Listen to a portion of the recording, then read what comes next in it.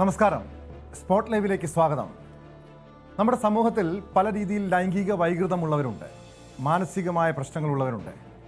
ചിലർ സ്ത്രീകളുടെ നഗ്ന ദൃശ്യങ്ങൾ പകർത്തി അത് പ്രചരിപ്പിച്ച് ആനന്ദം കണ്ടെത്തും. മറ്റു ചിലരാകട്ടെ ഇത്തരം ലൈംഗിക വൈകൃതമുള്ളവർ സ്ത്രീകളെ ലൈംഗികമായി ചൂഷണം ചെയ്യും. കോഴിക്കോട് കുറ്റ്യാടിയിലെ ഒരു ലാബിൽ സ്ത്രീകളുടെ താമസ സ്ഥലത്ത് ഒളിക്യാമറ വെച്ച സംഭവത്തെക്കുറിച്ചാണ് പറഞ്ഞു വരുന്നത്. ലാബിലെ സ്ത്രീകളുടെ താമസ സ്ഥലത്ത് ഒളിക്യാമറ വെച്ചത് ലാബ് നടത്തിപ്പുകാരനാണ്.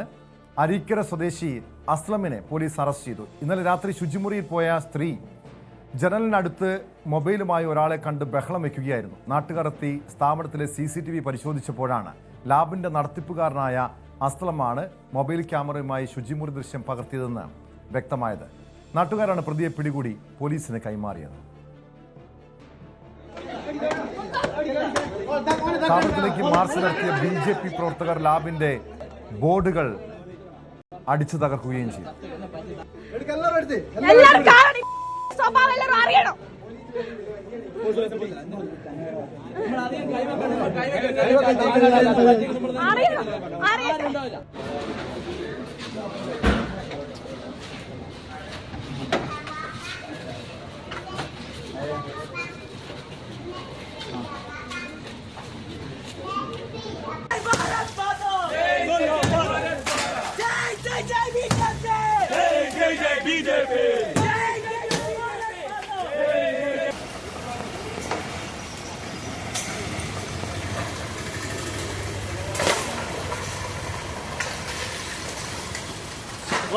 ഇന്നലെ രാത്രിയാണ് ഈ സംഭവം ഉണ്ടാകുന്നത്. കുറ്റ്യാടി താലൂക്ക് ആശുപത്രിക്ക് സമീപമുള്ള അരീക്കര ലാബിനോട് ചേർന്ന് വനിതാ ജീവനക്കാർക്കായി താമസ സ്ഥലം ഒരുക്കിയിട്ടുണ്ട്.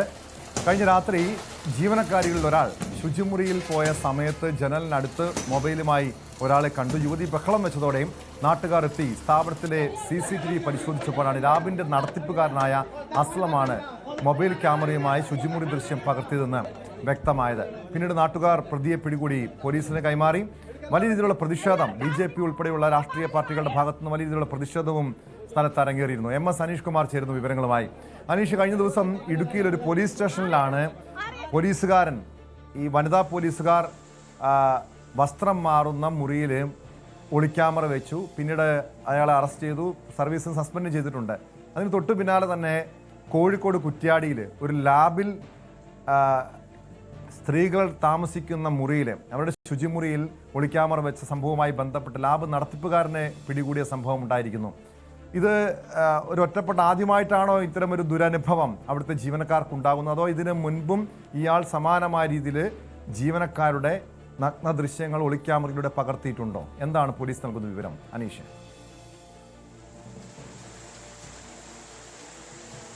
ടോം, കഴിഞ്ഞ ദിവസം ഇടുക്കി വണ്ടിപ്പെരിയാറിൽ നടന്ന സംഭവത്തിന് ഏതാണ്ട് സാമ്യമുള്ള ഒരു സംഭവം തന്നെയാണ് കുറ്റ്യാടിയിൽ നടന്നതെന്ന് നമുക്ക് പറയേണ്ടി വരും. പോലീസ് ഉദ്യോഗസ്ഥർ പക്ഷേ കുറച്ചുകൂടി നിയമം പാലിക്കാൻ ബാധ്യസ്ഥരും സ്ത്രീകളുടെ സ്വത്തിനും ജീവനും അവരുടെ മാനത്തിനുമൊക്കെ വില പറയുന്നവരെ തുറുങ്കിലടയ്ക്കാൻ മുൻകൈയെടുക്കേണ്ട ആളുകളുമാണ്. പക്ഷേ ഇവിടെയും ഏതാണ്ട് സമാന അവസ്ഥയെന്ന് വെച്ചാൽ ഈ ലാബിൻ്റെ, അരീക്കര ലാബ് എന്ന ഈ ലാബിൻ്റെ നടത്തിപ്പുകാരൻ തന്നെയാണ് ഈ അസ്ലം എന്ന പ്രതി. ഈ ലാബിൻ്റെ ഉടമയുടെ സഹോദരൻ കൂടിയാണ്. ഇയാളാണ് ഇവിടെ കാര്യങ്ങളൊക്കെ ചെയ്തു കൊടുത്തിരുന്നത്. ഈ രോഗികളായി വരുന്ന ആളുകൾ, മറ്റ് ഇടപാടുകാർ, ഒപ്പം ഈ സ്ഥാപനത്തിൽ ജോലി ചെയ്യുന്ന തൊഴിലാളികൾ എന്നിവരുടെ കാര്യങ്ങളൊക്കെ നോക്കാനായി ഉള്ള ആളാണ് ഈ അസ്ലം എന്നയാൾ. ഇയാൾ തന്നെയാണ് ഈ കൃത്യം ചെയ്തതെന്നതാണ് ഇതിൻ്റെ ഏറ്റവും വലിയ ഗൗരവം വർദ്ധിപ്പിക്കുന്നത്. ഈ കുറ്റ്യാടി താലൂക്ക് ആശുപത്രിക്ക് സമീപത്ത് തന്നെയുള്ള ആണ് ഈ അരീക്കര ലാബ് സ്ഥിതി ചെയ്യുന്നത്. ഈ ലാബിൻ്റെ പിൻവശത്തായി വനിതാ ജീവനക്കാർക്കായി താമസിക്കുന്നതിനുള്ള ഒരു പ്രത്യേക ക്രമീകരണമുണ്ട്. നമുക്കറിയാം, ഈ താലൂക്ക് ആശുപത്രിയോടൊക്കെ ചേർന്നുള്ള ലാബും മറ്റുമൊക്കെ ആകുമ്പോൾ ഏതാണ്ട് രാത്രിയിലൊക്കെ പ്രവർത്തിക്കുന്ന ഒരു സമയക്രമം ഉണ്ടാവാറുണ്ട് ഈ ലാബുകൾക്ക് മറ്റുമൊക്കെ. അങ്ങനെ ഈ ലാബിനോട് ചേർന്ന് തന്നെയാണ് ഈ വനിതാ ജീവനക്കാർക്ക് താമസിക്കാനുള്ള സൗകര്യം ഒരുക്കി കൊടുത്തത്. ഈ ലാബിലെ വനിതാ ജീവനക്കാർ മാത്രമല്ല, സമീപത്തുള്ള മറ്റു ചില ലാബുകളിൽ ജോലി ചെയ്തിരുന്ന ജീവനക്കാരും ഈ സ്ഥലത്ത് തന്നെയാണ് താമസിച്ചു വന്നിരുന്നത്. അത്തരമൊരു താമസ സൗകര്യങ്ങൾ ഏർപ്പെടുത്തിയിരുന്ന ഒരു സ്ഥലം കൂടിയാണിവിടെ. അവിടെയാണ് ഈ ഇന്നലെ രാത്രി 10 മണിയോടുകൂടി, ഏകദേശം 10 മണിയോടുകൂടി ഒരു യുവതി, ജീവനക്കാരിയായ യുവതി ടോയ്ലറ്റിലായി കയറുന്നത്. അപ്പോഴാണ് സമീപത്തിനുള്ള ജനലിൽ ഒരു മൊബൈൽ ഫോണിൻ്റെ ഒരു സാന്നിധ്യം ഈ യുവതി കാണുന്നു. പെട്ടെന്ന് എഴുന്നേറ്റ് നോക്കിയപ്പോഴാണ് കാണുന്നത് ഒരു മൊബൈൽ ഫോൺ പിടിച്ച ഒരാൾ ദൃശ്യങ്ങൾ പകർത്തിക്കൊണ്ടിരിക്കുകയാണെന്ന്. ഉടൻ തന്നെ യുവതി ബഹളം വെക്കുകയും ആ മൊബൈൽ ഫോൺ ക്യാമറയുമായി അവിടെ നിന്നിരുന്ന ആൾ ഓടി രക്ഷപ്പെടുകയും ചെയ്തു. പെട്ടെന്ന് തന്നെ യുവതി ബഹളം വെച്ചതോടുകൂടി നാട്ടുകാരും മറ്റുമൊക്കെ എത്തി അവിടെ ഒരു തെരച്ചിൽ നടത്തിയെങ്കിലും കണ്ടെത്താൻ കഴിഞ്ഞില്ല. പിന്നീട് CCTV ദൃശ്യങ്ങൾ പരിശോധിച്ചു. അതായത് ഈ അരീക്കര മെഡിക്കൽസിൻ്റെ തന്നെയുള്ള ലാബിൻ്റെ തന്നെയുള്ള ഉടമസ്ഥയിലുള്ള CCTV ദൃശ്യങ്ങൾ പരിശോധിച്ചപ്പോഴാണ് ഈ കള്ളൻ കപ്പലിൽ തന്നെ ഉണ്ട് എന്ന് നാട്ടുകാർക്ക് മനസ്സിലായത്. ഇതേ തുടർന്ന് ഇയാളെ നാട്ടുകാർ പിടികൂടുകയും പിന്നീട് പോലീസിൽ ഏൽപ്പിക്കുകയും ആയിരുന്നു ചെയ്തത്. എന്തായാലും ജീവനക്കാരികളെ സംബന്ധിച്ചിടത്തോളം വലിയ ആഘാതമായിരുന്നു. കാരണം തങ്ങളേറെ ബഹുമാനിക്കുന്ന അല്ലെങ്കിൽ തങ്ങളുടെ കാര്യങ്ങളൊക്കെ നടത്താനായി ഈ ലാബിൻ്റെ ചുമതലക്കാരനായ ആൾ തന്നെയാണ് ഇത്തരമൊരു വൃത്തികെട്ട കാര്യം ചെയ്തത് എന്നത് അവരെ സംബന്ധിച്ച് വലിയ രോഷമുണ്ടാക്കി. നമ്മൾ ദൃശ്യങ്ങളിലൊക്കെ കാണുന്ന പോലെ തന്നെ ജീവനക്കാരടക്കം ഇയാളെ കയ്യേറ്റം ചെയ്യുന്ന അവസ്ഥയിലേക്ക് പോലും കാര്യങ്ങൾ എത്തുകയും ചെയ്തു. പിന്നീട് പോലീസ് എത്തി ഇയാളെ കൂട്ടിക്കൊണ്ടുപോയി. മർദ്ദനമേറ്റതുകൊണ്ട് തന്നെ കുറ്റ്യാടി താലൂക്ക് ആശുപത്രിയിൽ ആദ്യം പ്രവേശിപ്പിച്ചു. അവിടെ നിന്നും ഇയാളുടെ പരിക്കുകൾ കാര്യമായൊന്നും ഏറ്റിട്ടില്ല എന്ന് മനസ്സിലാക്കിയ ശേഷം പിന്നീട് പോലീസ് സ്റ്റേഷനിലേക്ക് മാറ്റുകയും ഇയാളുടെ അറസ്റ്റ് രേഖപ്പെടുത്തുകയുമാണ് ചെയ്തത്. എന്തായാലും ഇയാളുടെ മൊബൈൽ ഫോൺ അടക്കമുള്ള കാര്യങ്ങൾ വിശദമായി തന്നെ പോലീസ് പരിശോധിച്ച് വരികയാണ്. കാരണം നിരവധി പെൺകുട്ടികൾ അല്ലെങ്കിൽ വനിതാ ജീവനക്കാർ എത്തിയിരുന്ന ഒരു ശുചിമുറിയാണിത്. അതുകൊണ്ട് ഈ ഒരു ജീവനക്കാരിക്ക് ഉണ്ടായ പോലുള്ള ദുരനുഭവം മറ്റാർക്കെങ്കിലും ഉണ്ടായോ എന്നടക്കമുള്ള കാര്യങ്ങളെക്കുറിച്ച് പരിശോധിച്ച് വരികയാണെന്ന് പോലീസ് പറയുന്നു. എന്തായാലും ഇക്കാര്യത്തിൽ മറ്റുള്ള ദൃശ്യങ്ങളോ മറ്റോ ഈ മൊബൈൽ ഫോണിൽ നിന്നും കണ്ടെടുത്തോ എന്നതിനെക്കുറിച്ച് കൃത്യമായി പോലീസ് ഇപ്പോൾ വിവരം നൽകുന്നില്ല. വൈകാതെ തന്നെ ഇതുമായി ബന്ധപ്പെട്ട് കൂടുതൽ കാര്യങ്ങൾ വ്യക്തമാവും. ഒപ്പം ഇയാൾ മറ്റെന്തെങ്കിലും റെക്കോർഡിംഗ് ഡിവൈസുകൾ ഈ ലാബിലോ പരിസര പ്രദേശങ്ങളിലോ അല്ലെങ്കിൽ ശുചിമുറി ഭാഗങ്ങളിലോ കരുതിയിട്ടുണ്ടോ എന്നുള്ള പരിശോധന നടക്കും. മറ്റ് മൊബൈൽ ഫോൺ അടക്കമുള്ളവ അയാളുടെ കൈവശമുണ്ടോ അല്ലെങ്കിൽ ഈ ഒരു മൊബൈൽ ഫോണിനപ്പുറം മറ്റ് മൊബൈൽ ഫോണുകൾ രഹസ്യമായി പ്രത്യേക മാനസികാവസ്ഥയുള്ള ലൈംഗിക വൈകൃതമുള്ളവരാണ് ഇങ്ങനെ സ്ത്രീകളുടെ നഗ്ന ദൃശ്യങ്ങൾ പകർത്തി അത് കണ്ട് ആസ്വദിക്കുന്നത്. ഇയാൾക്ക് ഈ രീതിയിലുള്ള ഒരു സ്വഭാവ ദൂഷ്യമുള്ള വ്യക്തിയാണോ? ഇതിനു മുൻപ് ഇത്തരം ഏതെങ്കിലും പരാതികൾ ഉയർന്നിട്ടുണ്ടോ? മാത്രമല്ല ഇയാളുടെ ഫോൺ പരിശോധിച്ചതിൽ നിന്നും എന്തെങ്കിലും ദൃശ്യങ്ങൾ കണ്ടെത്താൻ കഴിഞ്ഞിട്ടുണ്ടോ ഇതിനു മുൻപ്? അല്ലെങ്കിൽ കുറേ നാളുകളായി ഇയാൾ സമാനമായ രീതിയിൽ ദൃശ്യങ്ങൾ പകർത്തിയിട്ടുണ്ടാകുമോ?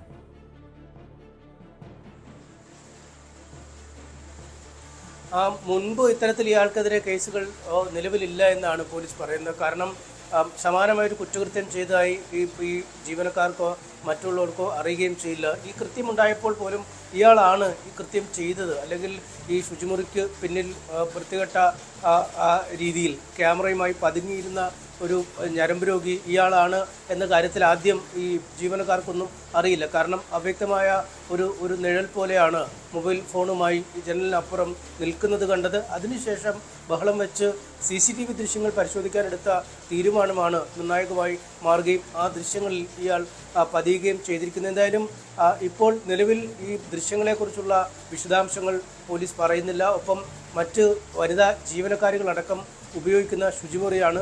അത്തരത്തിൽ ആളുകളുടെ ദൃശ്യങ്ങൾ പകർത്തിയിട്ടുണ്ടെന്നടക്കമുള്ള കാര്യങ്ങൾ പറയുന്നില്ല. കാരണം അങ്ങേയറ്റം വൈകാരികമായ ഒരു വിഷയമാണ്. ഒരുപാട് ആളുകൾ ഈ ലാബിലും ഒപ്പം മറുവശത്തൊക്കെ ഉള്ള നിരവധി ലാബുകളിൽ ജോലി ചെയ്യുന്ന ജീവനക്കാരികളുണ്ട്. അവർക്ക് മൊത്തത്തിൽ ഒരു പ്രശ്നമാവുന്ന അല്ലെങ്കിൽ അവരെ തന്നെ ഒരു സമ്മർദ്ദത്തിലേക്ക് നയിക്കപ്പെടുന്ന ഒരു സാഹചര്യമാണ് നിലവിലുള്ളത്. അതുകൊണ്ട് അക്കാര്യങ്ങളെക്കുറിച്ച് നിലവിൽ പോലീസ് കാര്യങ്ങൾ പുറത്തുവിട്ടിട്ടില്ല. ഇന്നലെ തന്നെ ആ സ്ഥലത്ത് താമസിച്ചിരുന്ന യുവതികളെ മറ്റൊരു സുരക്ഷിതമായ ഇടത്തേക്ക് പോലീസ് മാറ്റിയിരുന്നു. അവർക്ക് സ്ഥിരമായ മറ്റ് താമസ സൗകര്യങ്ങൾ ഏർപ്പെടുത്തിയുള്ള നീക്കങ്ങൾ ഈ നാട്ടുകാരും മറ്റു ലാബുടമകളും അവിടുത്തെ നാട്ടുകാരുമൊക്കെ ചേർന്ന് ആസൂത്രണം ചെയ്യുന്നുണ്ട്. എന്തായാലും ഇയാളുടെ ഫോൺ വിശദമായ പരിശോധനയ്ക്ക് വിധേയമാക്കും. നിലവിൽ മറ്റ് സ്ത്രീകളുടെ അടക്കമുള്ള ദൃശ്യങ്ങൾ ലഭിച്ചിട്ടില്ല. ഈ യുവതിയുടെയും കാര്യമായ ദൃശ്യങ്ങൾ ഈ ഫോണിൽ നിന്നും കണ്ടെടുത്തിട്ടില്ല എന്നാണ് പ്രാഥമികമായി പറയുന്നത്. പക്ഷേ നമുക്കറിയാം സുരക്ഷാ കാരണങ്ങളുണ്ട്. ഒരുപാട് സ്ത്രീകൾക്ക് ആശങ്ക നൽകുന്ന ഒരു വിഷയമാണ് അവരുടെ ദൃശ്യങ്ങൾ മറ്റൊരാളുടെ കൈവശമുണ്ട് അല്ലെങ്കിൽ ഒരു ഫോണിൽ നിന്നും മറ്റേ ഫോണിലേക്ക് അയച്ചു കൊടുത്തു അല്ലെങ്കിൽ രഹസ്യമായ മറ്റെന്തെങ്കിലും റെക്കോർഡിംഗ് ഡിവൈസുകൾ വഴി ഇത്തരം കാര്യങ്ങൾ സൂക്ഷിച്ചിരിക്കുന്നു എന്നൊക്കെ അങ്ങേയറ്റം ആശങ്ക നൽകുന്നതാണ്. ഒന്നോ രണ്ടോ യുവതികൾക്കല്ല, ആ മേഖലയിൽ പണിയെടുക്കുന്ന നഴ്സിംഗ് ജീവനക്കാരടക്കമുള്ള പലരുണ്ട്. അവർക്കൊക്കെ വലിയ മാനസിക സമ്മർദ്ദം നൽകുന്ന കാര്യമാണ്. എന്തായാലും വളരെ വിശദമായി തന്നെ ഇക്കാര്യങ്ങൾ പരിശോധിച്ച് വരുന്നു എന്നാണ് നിലവിൽ പോലീസിന്റെ വിശദീകരണം. കേട്ടോ, വ്യക്തമാണ്. കോഴിക്കോട് നിന്ന് MS അനീഷ് കുമാറാണ് വിവരങ്ങൾ നൽകിയത്. അനീഷ് സൂചിപ്പിച്ചതുപോലെ ഇയാളുടെ ഫോണിൽ കൂടുതൽ ദൃശ്യങ്ങളുണ്ടോ എന്ന് പരിശോധിക്കണം. കൂടുതൽ നാളുകളായി, ഏറെ നാളുകളായി ഇങ്ങനെ സ്ത്രീകളുടെ, ആ ലാബിലെ ജീവനക്കാരികളുടെ ദൃശ്യങ്ങൾ പകർത്തിയിട്ടുണ്ടോ എങ്കിൽ ഇയാൾക്കെതിരെ കർശനമായ നടപടിയാണ് സ്വീകരിക്കുന്നത്. പോലീസ് എന്തായാലും ആ ഫോൺ പിടിച്ചെടുത്തിട്ടുണ്ട്, പരിശോധന നടത്തുകയാണ്. അഹമ്മദാബാദ് വിമാനാപകടത്തിൽ മരിച്ച മലയാളി നഴ്സ് രഞ്ജിതയെ സമൂഹ മാധ്യമങ്ങളിലൂടെ അപമാനിച്ചതിന് സസ്പെൻഡ് ചെയ്ത ഡെപ്യൂട്ടി തഹസിൽദാർ പവിത്രനെതിരെ കൂടുതൽ കർശനമായ നടപടി ഉണ്ടായേക്കും. കേരള സർവീസ് റൂളിന് ഘടകവിരുദ്ധമായി തുടർച്ചയായി പ്രവർത്തിച്ചതാണ് ഇയാൾക്ക് കുരുക്കാകുക. ഇത് സംബന്ധിച്ച് അന്തിമ തീരുമാനം എടുക്കേണ്ടത് സംസ്ഥാന സർക്കാരാണ്. പവിത്രനെ ഇന്നലെ ഹോസ്ദുർഗ് കോടതി റിമാൻഡ് ചെയ്തിരുന്നു. സർവീസിൽ നിന്നും നീക്കണമെന്നാവശ്യപ്പെട്ട് വിവിധ കോണുകളിൽ നിന്ന് പ്രതിഷേധവും ഉയരുന്നുണ്ട്.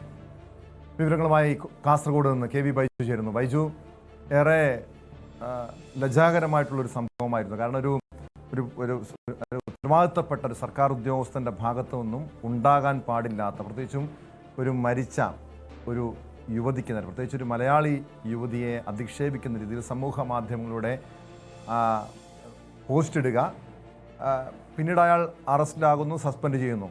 ഒരു കർശന നടപടി എന്ന് പറഞ്ഞാൽ സർവീസിൽ നിന്നും പുറത്താക്കും എന്നല്ലേ മനസ്സിലാക്കേണ്ടത്?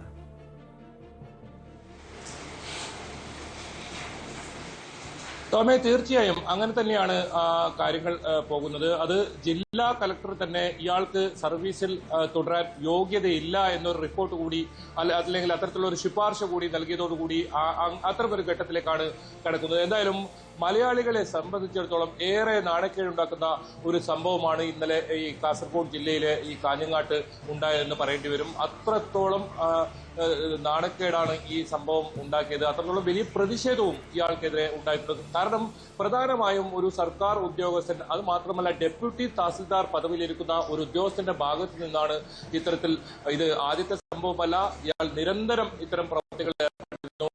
2023 നെല്ലിക്കാട്ട് എന്ന് പറയുന്ന സ്ഥലമുണ്ട് കാഞ്ഞങ്ങാട്. അവിടെയുള്ള ഒരു ക്ഷേത്രവുമായി ബന്ധപ്പെട്ട് വളരെ മോശമായ ഒരു കമന്റ് ഇയാൾ ഇട്ടിരുന്നു. തുടർന്ന് RDO ഇയാൾക്ക് താക്കീത് നൽകുകയായിരുന്നു. 2024 മറ്റൊരു വ്യക്തിക്കെതിരെയും അധിക്ഷേപ പരാമർശം നടത്തിയതിന് ഇയാൾക്ക് താക്കീത് നൽകിയിരുന്നു. ഏറ്റവും ഒടുവിലായി 2024 സെപ്റ്റംബർ 18 E. ചന്ദ്രശേഖരൻ, അതായത് മുൻ മന്ത്രിയും MLA-യുമായ കാഞ്ഞങ്ങാട് MLA-യുമായ E. ചന്ദ്രശേഖരനെതിരെ വളരെ മോശമായ രീതിയിൽ, ജാതീയമായി അധിക്ഷേപിക്കുന്ന രീതിയിൽ പോസ്റ്റ് ഇട്ടു.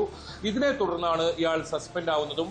2 മാസത്തോളം ഇയാളുടെ സസ്പെൻഷൻ കാലാവധി ഉണ്ടായിരുന്നു. എന്നാലും ഇയാൾ നേരത്തെ ഈ CPI അനുകൂല സംഘടനയായ ജോയിന്റ് കൗൺസിലിന്റെ ഒരു ജില്ലാ നേതാവ് കൂടിയായിരുന്നു. ഈ സംഭവത്തോടു കൂടിയാണ് ഇയാളെ ഇതിൽ നിന്നും, സംഘടനയിൽ നിന്നും പുറത്താക്കുന്നത്. എന്നാലും ഇന്നലെ ഈ സംഭവം, ഈ പോസ്റ്റ് വിവാദം ഉയർന്നതോടുകൂടി, ഇത് ന്യൂസ് 18 ആദ്യം ഈ ഒരു സംഭവം റിപ്പോർട്ട് ചെയ്യുന്നത്. ഇത്രയും ലജ്ജാകരമായ ഒരു സംഭവം നടന്നു, അത് ന്യൂസ് 18 പുറലോകം അറിയുന്നു. വളരെ പെട്ടെന്ന് തന്നെ റവന്യൂ വകുപ്പ് മന്ത്രി K. രാജൻ ഈ വിഷയത്തിൽ ഇടപെടുകയും ഇയാളെ സസ്പെൻഡ് ചെയ്യുകയും ചെയ്യുകയായിരുന്നു. ഏതായാലും പിന്നീട് ഹോസ്ദുർഗ് പോലീസാണ് ഇയാൾക്കെതിരെ ഈ പ്രഭാകരൻ എന്ന് പറയുന്ന കരിച്ചേരിയുള്ള NSSന്റെ കാഞ്ഞങ്ങാട് മണ്ഡലം പ്രസിഡന്റിന്റെ പരാതിയിൽ മേൽ കേസെടുക്കുന്നത്. അതും വളരെ ശക്തമായ വകുപ്പുകൾ, ജാമ്യമില്ലാ വകുപ്പുകൾ പ്രകാരം കേസെടുക്കുകയും 153A ഉൾപ്പെടെ IT ആക്ട് ഉൾപ്പെടെ ഉള്ള വകുപ്പുകൾ ചുമത്തി ഇയാൾക്കെതിരെ കേസെടുക്കുകയും പിന്നീട് ഇന്നലെ വൈകിട്ടോടുകൂടി 6 മണിയോടുകൂടിയാണ് ഇയാളെ മജിസ്ട്രേറ്റിന്റെ വസതിയിൽ ഹാജരാക്കുന്നതും ഇയാളെ ജയിലിൽ അടക്കുന്നതും.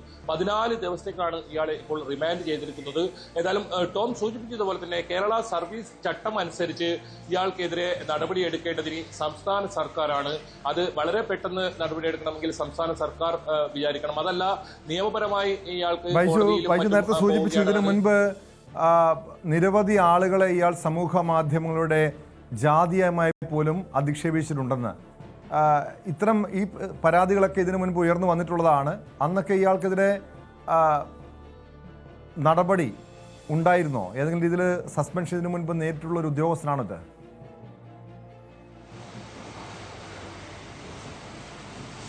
ടോമെ, തുടർച്ചയായി 2 തവണ ഇയാൾക്ക് താക്കീത് നൽകുകയും 3ാം തവണ നേരത്തെ സൂചിപ്പിച്ചതുപോലെ തന്നെ മുൻ മന്ത്രിയും MLA-യുമായ E. ചന്ദ്രശേഖരനെതിരെ ജാതീയമായ രീതിയിൽ അധിക്ഷേപിച്ചുകൊണ്ട് പോസ്റ്റ് ഇട്ടതോടുകൂടിയാണ് ഇയാൾക്ക് സസ്പെൻഷൻ നടപടി നേരിടേണ്ടി വന്നത്. 2 മാസത്തോളം ഇയാൾ സസ്പെൻഷനിലായിരുന്നു. അതിനുശേഷം പിന്നീട് ജോലിക്ക് കയറിയതിനു ശേഷമാണ് ഇപ്പോൾ ഈ ഒരു സംഭവം ഉണ്ടായത്. ഇതിനിടയിൽ തന്നെ പലതരത്തിലുള്ള മോശം പരാമർശങ്ങൾ ഇയാൾ ഇതിൽ തുടർന്നും നടത്തിക്കൊണ്ടേയിരുന്നു.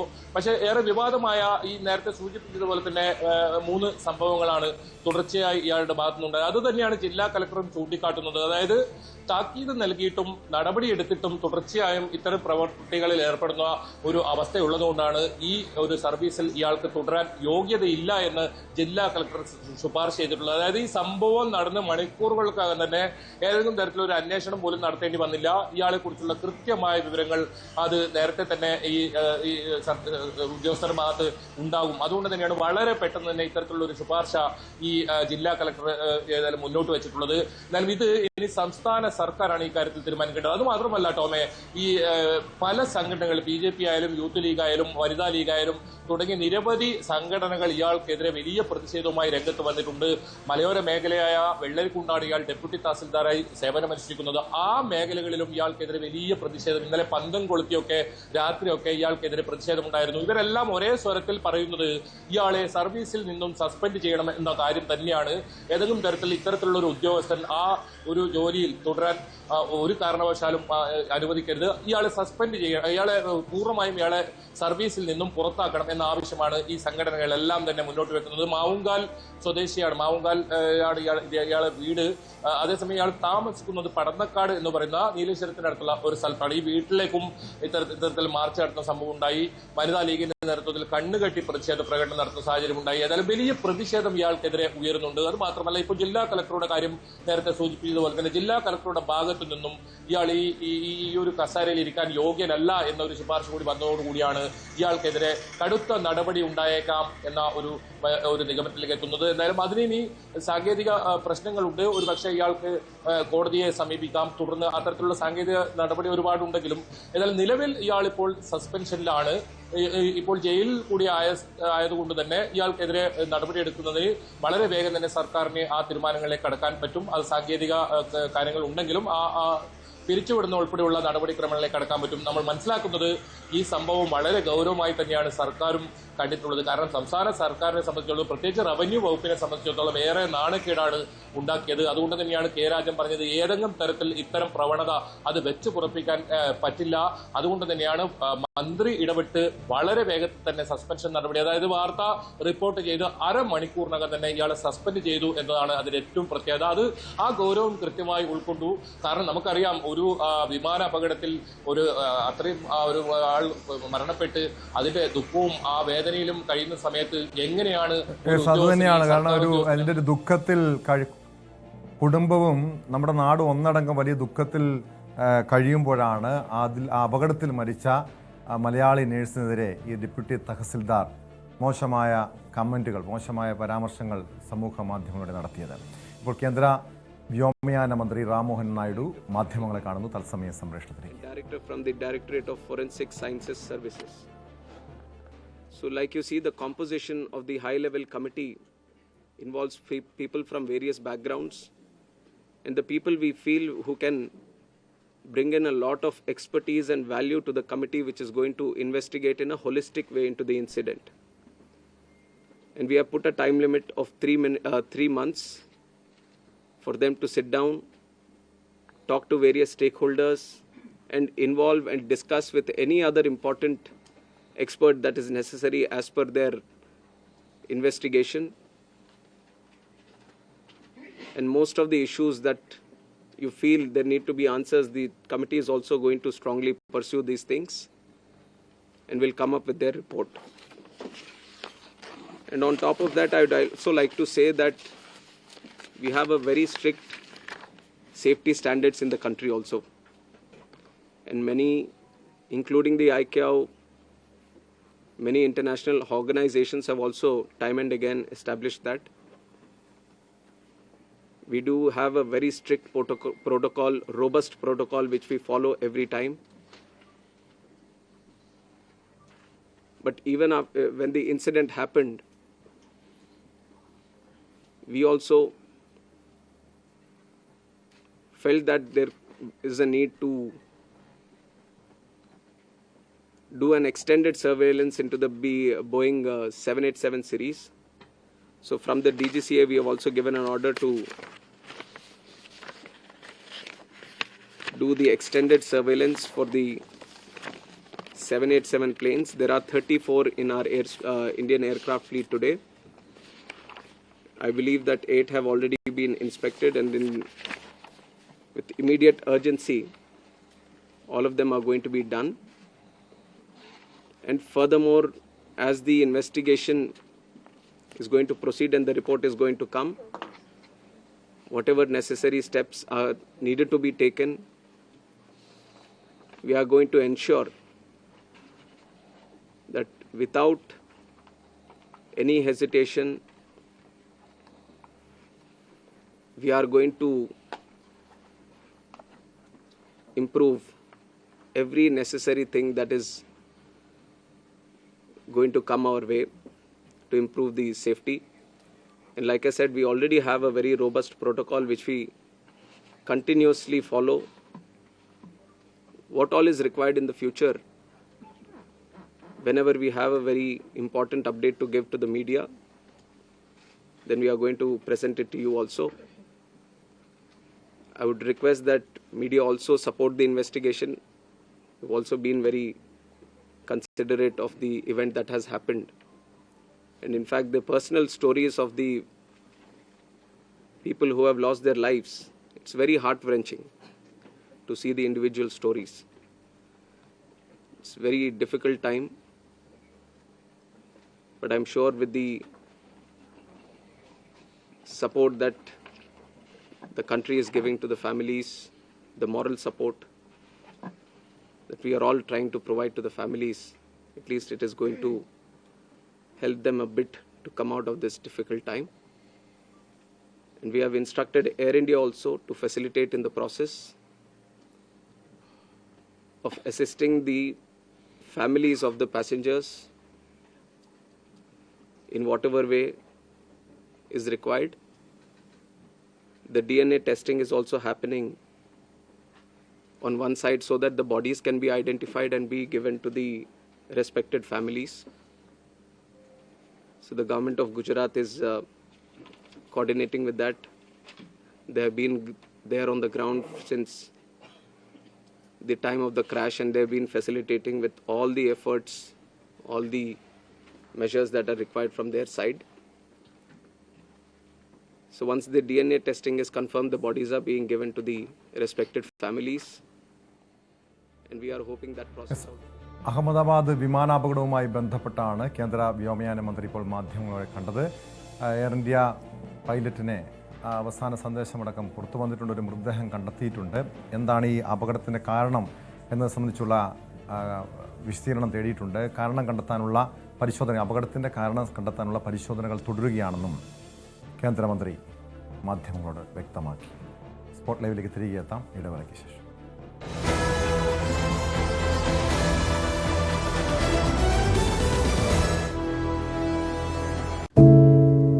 ഒരു മാധ്യമ പ്രവർത്തക എന്ന നിലയ്ക്ക് ഇപ്പോൾ ഏറ്റവും കൂടുതൽ കൈകാര്യം ചെയ്യേണ്ടി വരുന്നത് ലഹരിയുമായി ബന്ധപ്പെട്ട വാർത്തകളാണ്. കൊച്ചുകുട്ടികൾ മുതൽ യുവാക്കൾ വരെ എല്ലാവരും ഉൾപ്പെട്ടിരിക്കുന്ന ലഹരിയുടെ ഒരു വല. എന്താണ് നമ്മുടെ യുവതലമുറയ്ക്ക് സംഭവിക്കുന്നത് എന്നൊക്കെ എല്ലാവരും ചോദിച്ചു കാണും. പക്ഷേ അവരുടെ പ്രശ്നങ്ങളെ, അത് കുട്ടികൾ മുതൽ യുവാക്കൾ വരെ, അവരുടെ പ്രശ്നങ്ങളെ കേൾക്കുന്നതിന്, മനസ്സിലാക്കുന്നതിന്, ഒരു പരിഹാരം പറയുന്നതിന് മുതിർന്നവരായ നമുക്ക് എത്രമാത്രം കഴിയുന്നുണ്ട്? അവരിൽ ഉണ്ടാകുന്ന ചെറിയ മാറ്റങ്ങൾ നമ്മൾ തിരിച്ചറിയാറുണ്ട്. അവരുടെ ചുറ്റുമുള്ളത് ഒരു മായാ ലോകമാണ്. സോഷ്യൽ മീഡിയയുടെ, വീഡിയോ ഗെയിമുകളുടെ, സിനിമയുടെ, വാർത്തയുടെ വലിയ വിവരശേഖരത്തിന്റെ ലോകം. ആ ലോകത്തിനകത്ത് കുരുങ്ങിപ്പോകുന്ന കുട്ടികളെ തിരിച്ച് യഥാർത്ഥ ജീവിതത്തിലേക്ക്, മണ്ണിന്റെ മണമുള്ള ജീവിതത്തിലേക്ക് തിരിച്ചു കൊണ്ടുവരാൻ നമുക്കും കഴിയേണ്ടതല്ലേ? അവരെ കേൾക്കാൻ, അവരിൽ ഉണ്ടാകുന്ന മാറ്റങ്ങൾ തിരിച്ചറിയാൻ, അവരുടെ പ്രശ്നങ്ങൾക്ക് പരിഹാരം കാണാൻ നമുക്ക് മാത്രമേ കഴിയൂ. ചേർത്ത് പിടിക്കാം നമ്മുടെ കുട്ടികളെ. ലഹരിയുടെ വലയിൽ കുരുങ്ങാതെ അവരെ കാത്തുരക്ഷിക്കാം.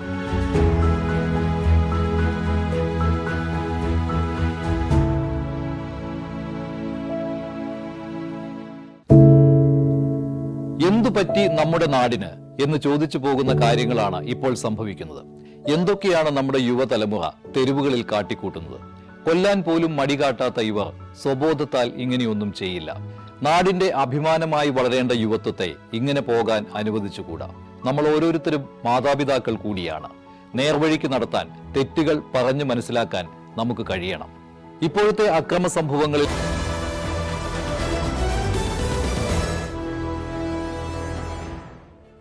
സ്പോട്ട് ലൈവിലേക്ക് വീണ്ടും ഇടുക്കി പീരുമേട്ടിലെ സീതയുടെ മരണത്തിൽ നിർണായക വഴിത്തിരിവ്.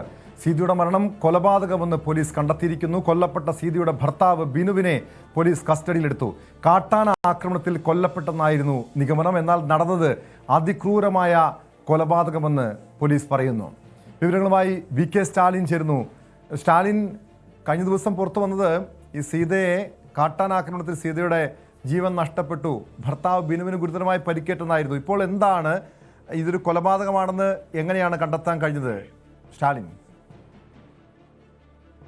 ടോമെ, ഈ കഴിഞ്ഞ ദിവസം കാട്ടാന ആക്രമണത്തിൽ മരിച്ചു എന്നാണ് സീതയുടെ ഭർത്താവ് ബിനു ഉദ്യോഗസ്ഥരോടും ഫോറസ്റ്റ് ഉദ്യോഗസ്ഥരോടും ഒക്കെ പറഞ്ഞത്. ഏതായാലും കോട്ടയത്ത് നിന്നെത്തിയ DFOയ്ക്ക് ഇക്കാര്യത്തിൽ ഒരു ചെറിയ സംശയം ഇക്കാര്യത്തിലുണ്ടായിരുന്നു. അതേ സംബന്ധിച്ച് അക്കാര്യങ്ങൾ തന്നെ പോലീസിനോട് DFO അറിയിക്കുകയും ചെയ്തിരുന്നു. എന്തായാലും ഇന്നലെ കോട്ടയം മെഡിക്കൽ കോളേജിൽ നടത്തിയ പോസ്റ്റ്മോർട്ടത്തിന് ശേഷമാണ് ഇന്നിപ്പോഴും ഈ റിപ്പോർട്ട് പുറത്തു വന്നിരിക്കുന്നത്. എന്തായാലും കാട്ടാനയുടെ ആക്രമണത്തിലല്ല മരണപ്പെട്ടത്. അതേസമയം ആരുടെയോ മർദ്ദനമേറ്റിട്ടുണ്ട്, സീതയ്ക്ക് മർദ്ദനമേറ്റിട്ടാണ് മരണപ്പെട്ടിരിക്കുന്നത് എന്നാണ് പോസ്റ്റ്മോർട്ടം റിപ്പോർട്ടിലെ അവസാനമായിട്ട് നമുക്ക് ലഭിക്കുന്ന വിവരം. സീതയുടെ തലയുടെ പുറകുവശത്ത് 2 മുറിവുകളും ശരീരത്തിന്റെ പുറംഭാഗത്ത് 1-2 മുറിവുകൾ വേറെയും ഉണ്ടായിരുന്നു. അതോടൊപ്പം തന്നെ സീതയുടെ വാരിയെല്ലുകൾ ഒരു സൈഡിലെ 7 വാരിയെല്ലുകളും മറു സൈഡിലെ 3 വാരിയെല്ലുകളും പൊട്ടിയിട്ടുണ്ട്. പൊട്ടിയ വാരിയെല്ലുകൾ ശ്വാസകോശത്തിനും അതുപോലെ തന്നെ കരളിന്റെ ഭാഗത്തുമെല്ലാം കുത്തിക്കയറിയതായിട്ടും ഈ പോസ്റ്റ്മോർട്ടത്തിന്റെ റിപ്പോർട്ടിലുണ്ട്. അതോടൊപ്പം തന്നെ മുഖത്ത് 2 വശത്തും അടിച്ചതായിട്ടുള്ള പാടുകളും പോസ്റ്റ്മോർട്ടത്തിൽ ഇപ്പോൾ റിപ്പോർട്ട് ചെയ്തിട്ടുണ്ട്. എന്താണേലും കാട്ടാനയുടെ ആക്രമണമാണെങ്കിൽ അത്തരത്തിലുള്ള യാതൊരു ലക്ഷണങ്ങളും അവിടെ കണ്ടതായി വനം വകുപ്പ് ഉദ്യോഗസ്ഥർക്ക് അപ്പോൾ തന്നെ കണ്ടെത്താൻ കഴിഞ്ഞിട്ടില്ല. അതും വലിയ സംശയത്തിന് ഇടയാക്കിയിരുന്നു. അതോടൊപ്പം ബിനു ഇന്നലെ പറഞ്ഞിരുന്നത് ഭാര്യയെ ആക്രമിച്ചു, കാട്ടാനെ ആക്രമിച്ചു, അതോടൊപ്പം തന്നെ തന്നെയും ആക്രമിച്ചു.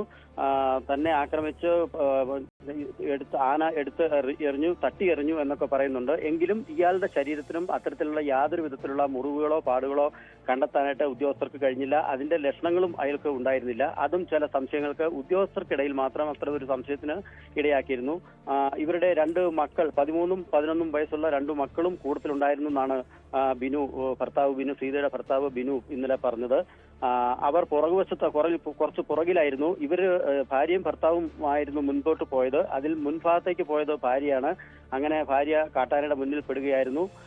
അങ്ങനെയാണ് ഇങ്ങനെ മരണം സംഭവിച്ചത് എന്നും ബിനു പറഞ്ഞു. അതുകൊണ്ട് തന്നെ മക്കൾ ഈ ദൃശ്യങ്ങൾ കണ്ടിട്ടില്ല എന്നും തന്നെയും ആക്രമിച്ചത് കണ്ടിട്ടില്ല എന്നുമാണ് ബിനു ഇന്നലെ പോലീസിനോടും വനം വകുപ്പിനോടും ഒക്കെ പറഞ്ഞിരുന്നത്. എന്തായാലും ഇന്ന് ഈ പോസ്റ്റ്മോർട്ടം റിപ്പോർട്ട് കോട്ടയം മെഡിക്കൽ കോളേജിൽ ഇന്നലെ നടത്തിയ പോസ്റ്റ്മോർട്ടം റിപ്പോർട്ട് പുറത്തു വന്നതോടുകൂടിയാണ് ഇത് കൊലപാതകമാണ്, ആനയുടെ ആക്രമണമല്ല എന്നുള്ള വിവരങ്ങൾ ഇപ്പോൾ ആ നിഗമനത്തിലേക്ക് പോലീസും ഉദ്യോഗസ്ഥരും എത്തിയിരിക്കുന്നത്. ടോമേ, സ്റ്റാലിൻ, ഇങ്ങനെ ഭാര്യയെ ഇത്രയും ക്രൂരമായി ഇയാൾ മർദ്ദിച്ച് കൊലപ്പെടുത്താനുള്ള കാരണം എന്തായിരിക്കും? കുടുംബ പ്രശ്നമാകാം, പക്ഷെ അതിൻ്റെ ഒരു വ്യക്തത ആ കാര്യത്തിലൊരു വ്യക്തത വന്നിട്ടുണ്ടോ? മാത്രമല്ല, ഇതിനുശേഷം ഈ കൊലപാതകം നടത്തിയ ശേഷം കാട്ടാന ആക്രമണത്തിലാണ് സീത കൊല്ലപ്പെട്ടത് എന്ന് ഇയാൾ ആ രീതിയിലൊരു കഥ സൃഷ്ടിക്കാനുള്ള കാരണം എന്തായിരിക്കും? കുടുംബപരമായ പ്രശ്നങ്ങൾ ഉണ്ടോ എന്ന് നമുക്ക് അത്തരം കാര്യങ്ങളിലോട്ട് വ്യക്തത വന്നിട്ടില്ല ടോമേ. എങ്കിലും ഇയാളെ ഉൾക്കാട്ടിലേക്ക് കൊണ്ടുപോയത് ഈ ഒരു ലക്ഷ്യത്തിലായിരിക്കാം എന്നുള്ളതാണ് ഇപ്പോൾ ഉദ്യോഗസ്ഥരുടെ ഒരു നിഗമനം. പ്രത്യേകിച്ചും മലമ്പണ്ടാരം വിഭാഗത്തിൽപ്പെട്ട ആളുകളാണ്. അവരുടെ ജീവിത സാഹചര്യങ്ങളിലും അതോടൊപ്പം തന്നെ മദ്യം ഉൾപ്പെടെയുള്ള അല്ലെങ്കിൽ അത്തരത്തിലുള്ള ജീവിത സാഹചര്യങ്ങളൊക്കെ ഉള്ള ഒരു വിഭാഗമാണ്. അതുകൊണ്ട് തന്നെ ഇവരുടെ കൃത്യമായിട്ടുള്ള ഒരു കുടുംബ പശ്ചാത്തലം നമുക്ക് മുൻകൂട്ടി കണ്ടെത്താൻ കഴിയില്ല. ഇപ്പോൾ പീരുമേട് പഞ്ചായത്ത് പ്രസിഡന്റ് ആർ ദിനേശൻ ചേരുന്നുണ്ട്. ശ്രീ ആർ ദിനേശൻ, ഇവിടെ കഴിഞ്ഞ ദിവസം നമ്മൾ കണ്ടത് വലിയ പ്രതിഷേധം, നിങ്ങളൊക്കെ പ്രതിഷേധവുമായി രംഗത്തെത്തിയിരുന്നു. സീതയുടെ മരണം ഒരു കാട്ടാന ആക്രമണത്തിൽ സീത കൊല്ലപ്പെട്ടെന്ന് പറയുന്നു. അങ്ങനെ വലിയ പ്രതിഷേധമൊക്കെ അരങ്ങേറിയ ഒരു സാഹചര്യം. പക്ഷെ ഇവിടെ സീതയുടേത് കാട്ടാന ആക്രമണമല്ല, കൊലപാതകമാണെന്ന് പോലീസ് കണ്ടെത്തിയിരിക്കുന്നു. എന്താണ് അതിന്റെ കാരണം? ഈ കൊലപ്പെടുത്താനുള്ള കാരണം എന്താണെന്ന് സംബന്ധിച്ചുള്ള ഒരു വ്യക്തത വന്നിട്ടുണ്ടോ? എനിക്ക് അതിനെ സംബന്ധിച്ച് യാതൊരു വ്യക്തതയുമില്ല. ഞാനിപ്പോ ഈ സീതയുടെ ശവസംസ്കാര ചടങ്ങിൽ നിൽക്കുകയാണ്. ഇന്നലെ മനസ്സിലാക്കിയ കാര്യം കാട്ടാന ആക്രമണത്തിൽ ആണ് മരണപ്പെട്ടതെന്നാണ്. അതിനപ്പുറത്തേക്കുള്ള കാര്യങ്ങൾ പോലീസിന്റെ ഫൈൻഡിങ്സോ ഫോറൻസിക് സർജന്റെ ഫൈൻഡിങ്സോ ഒന്നും എനിക്ക് അറിവുള്ളതല്ല. ഇപ്പൊ ഞാൻ ഈ ശവസംസ്കാര സ്ഥലത്ത് നിൽക്കുകയാണ്. ഇന്നലെ ഉണ്ടായ പ്രതിഷേധത്തിന് ഇത് മാത്രമല്ല, വണ്ടിപ്പെരിയാർ മൗണ്ടിൽ എസ്റ്റേറ്റിൽ ഉണ്ടായിട്ടുള്ള പ്രശ്നം കൂടിയുണ്ട് കാട്ടാന ആക്രമണത്തിൽ. സ്വാഭാവികമായും ഫോറസ്റ്റ് ജീവനക്കാർ, വനം വകുപ്പിന്റെ ജീവനക്കാർ വേണ്ടത്ര രൂപത്തിലുള്ള ഇടപെടൽ, അതിന്റെ പ്രതികരണം ഉണ്ടാവാത്തത് കൊണ്ടുള്ള പ്രതിഷേധമാണ് ആ സമയത്ത് ഉണ്ടായത്. ഇപ്പോ നിങ്ങൾ ചോദിച്ച കാര്യത്തെ സംബന്ധിച്ച് എനിക്ക് വ്യക്തതയില്ല. ഞാനിപ്പോ ഇത് സംസ്കാര ചടങ്ങിൽ നിൽക്കുകയാണ്. ഇത് കഴിഞ്ഞാലേ ഇനി മറ്റു കാര്യങ്ങൾ അറിയാൻ കഴിയും. അല്ല, നിങ്ങളെപ്പോലുള്ള പൊതുപ്രവർത്തകരെ, രാഷ്ട്രീയ പ്രവർത്തകരെ അടക്കം കബളിപ്പിക്കുന്ന ഒരു സാഹചര്യം പ്രതിയുടെ ഭാഗത്തു നിന്നുണ്ടാകുന്നു. അത് നിങ്ങൾ തെരുവിലിറങ്ങുന്നു. ഈ സീതയുടെ മരണം കാട്ടാനാക്രമണം എന്ന് കരുതി നിങ്ങളൊക്കെ തെരുവിലിറങ്ങി പ്രതിഷേധിച്ചതല്ലേ? തീർച്ചയായിട്ടും. ഹലോ, തീർച്ചയായിട്ടും ആ പ്രതികരണം ഉണ്ടായിട്ടുണ്ട്. ആ ഒരു ഘട്ടത്തിൽ ഏതെങ്കിലും തരത്തിലൊരു സംശയം ഉണ്ടായിരുന്നു ഇത് കാട്ടാനാക്രമണമാണെന്ന്? പറഞ്ഞോളൂ. ഹലോ. അല്ല, ഏതെങ്കിലും ഘട്ടത്തിൽ ഒരു സംശയം നിങ്ങൾക്ക് തോന്നിയിരുന്നോ? ഈ ബിനു സൃഷ്ടിച്ചെടുത്തൊരു കഥയാണ് ഈ കാട്ടാനാക്രമണത്തിലുള്ള മരണം എന്ന് ഏതെങ്കിലും ഘട്ടത്തിൽ സംശയം തോന്നിയിരുന്നോ? ഇല്ല, തോന്നിയിരുന്നില്ല. അതിന്റെ കാരണം കഴിഞ്ഞ 7 വർഷക്കാലങ്ങളായി ഈ വന്യമൃഗ ആക്രമണം, കാട്ടാനയുടെ ശല്യം ബീനുവോട് പ്രദേശത്തുണ്ട്. ഇന്നലെ രാവിലെ തന്നെ വണ്ടിപ്പെരിയാർ മൗണ്ട് എസ്റ്റേറ്റിൽ സമാനമായ സംഭവം ഉണ്ടായ ഒരാൾ കോട്ടയം മെഡിക്കൽ കോളേജിൽ ഗുരുതരാവസ്ഥയിൽ ചികിത്സയിലാണ്. ഈ ഒരു സാഹചര്യം കഴിഞ്ഞ 7 വർഷക്കാലങ്ങളായി ഇവിടെ ഈ പീരുമേട്ടിന്റെ ജനങ്ങൾ നേരിടുന്ന ഇതിന്റെ ശല്യവും ഉള്ളത് കൊണ്ടാണ് അങ്ങനെ ഒരു പ്രതികരണം ഉണ്ടായത്.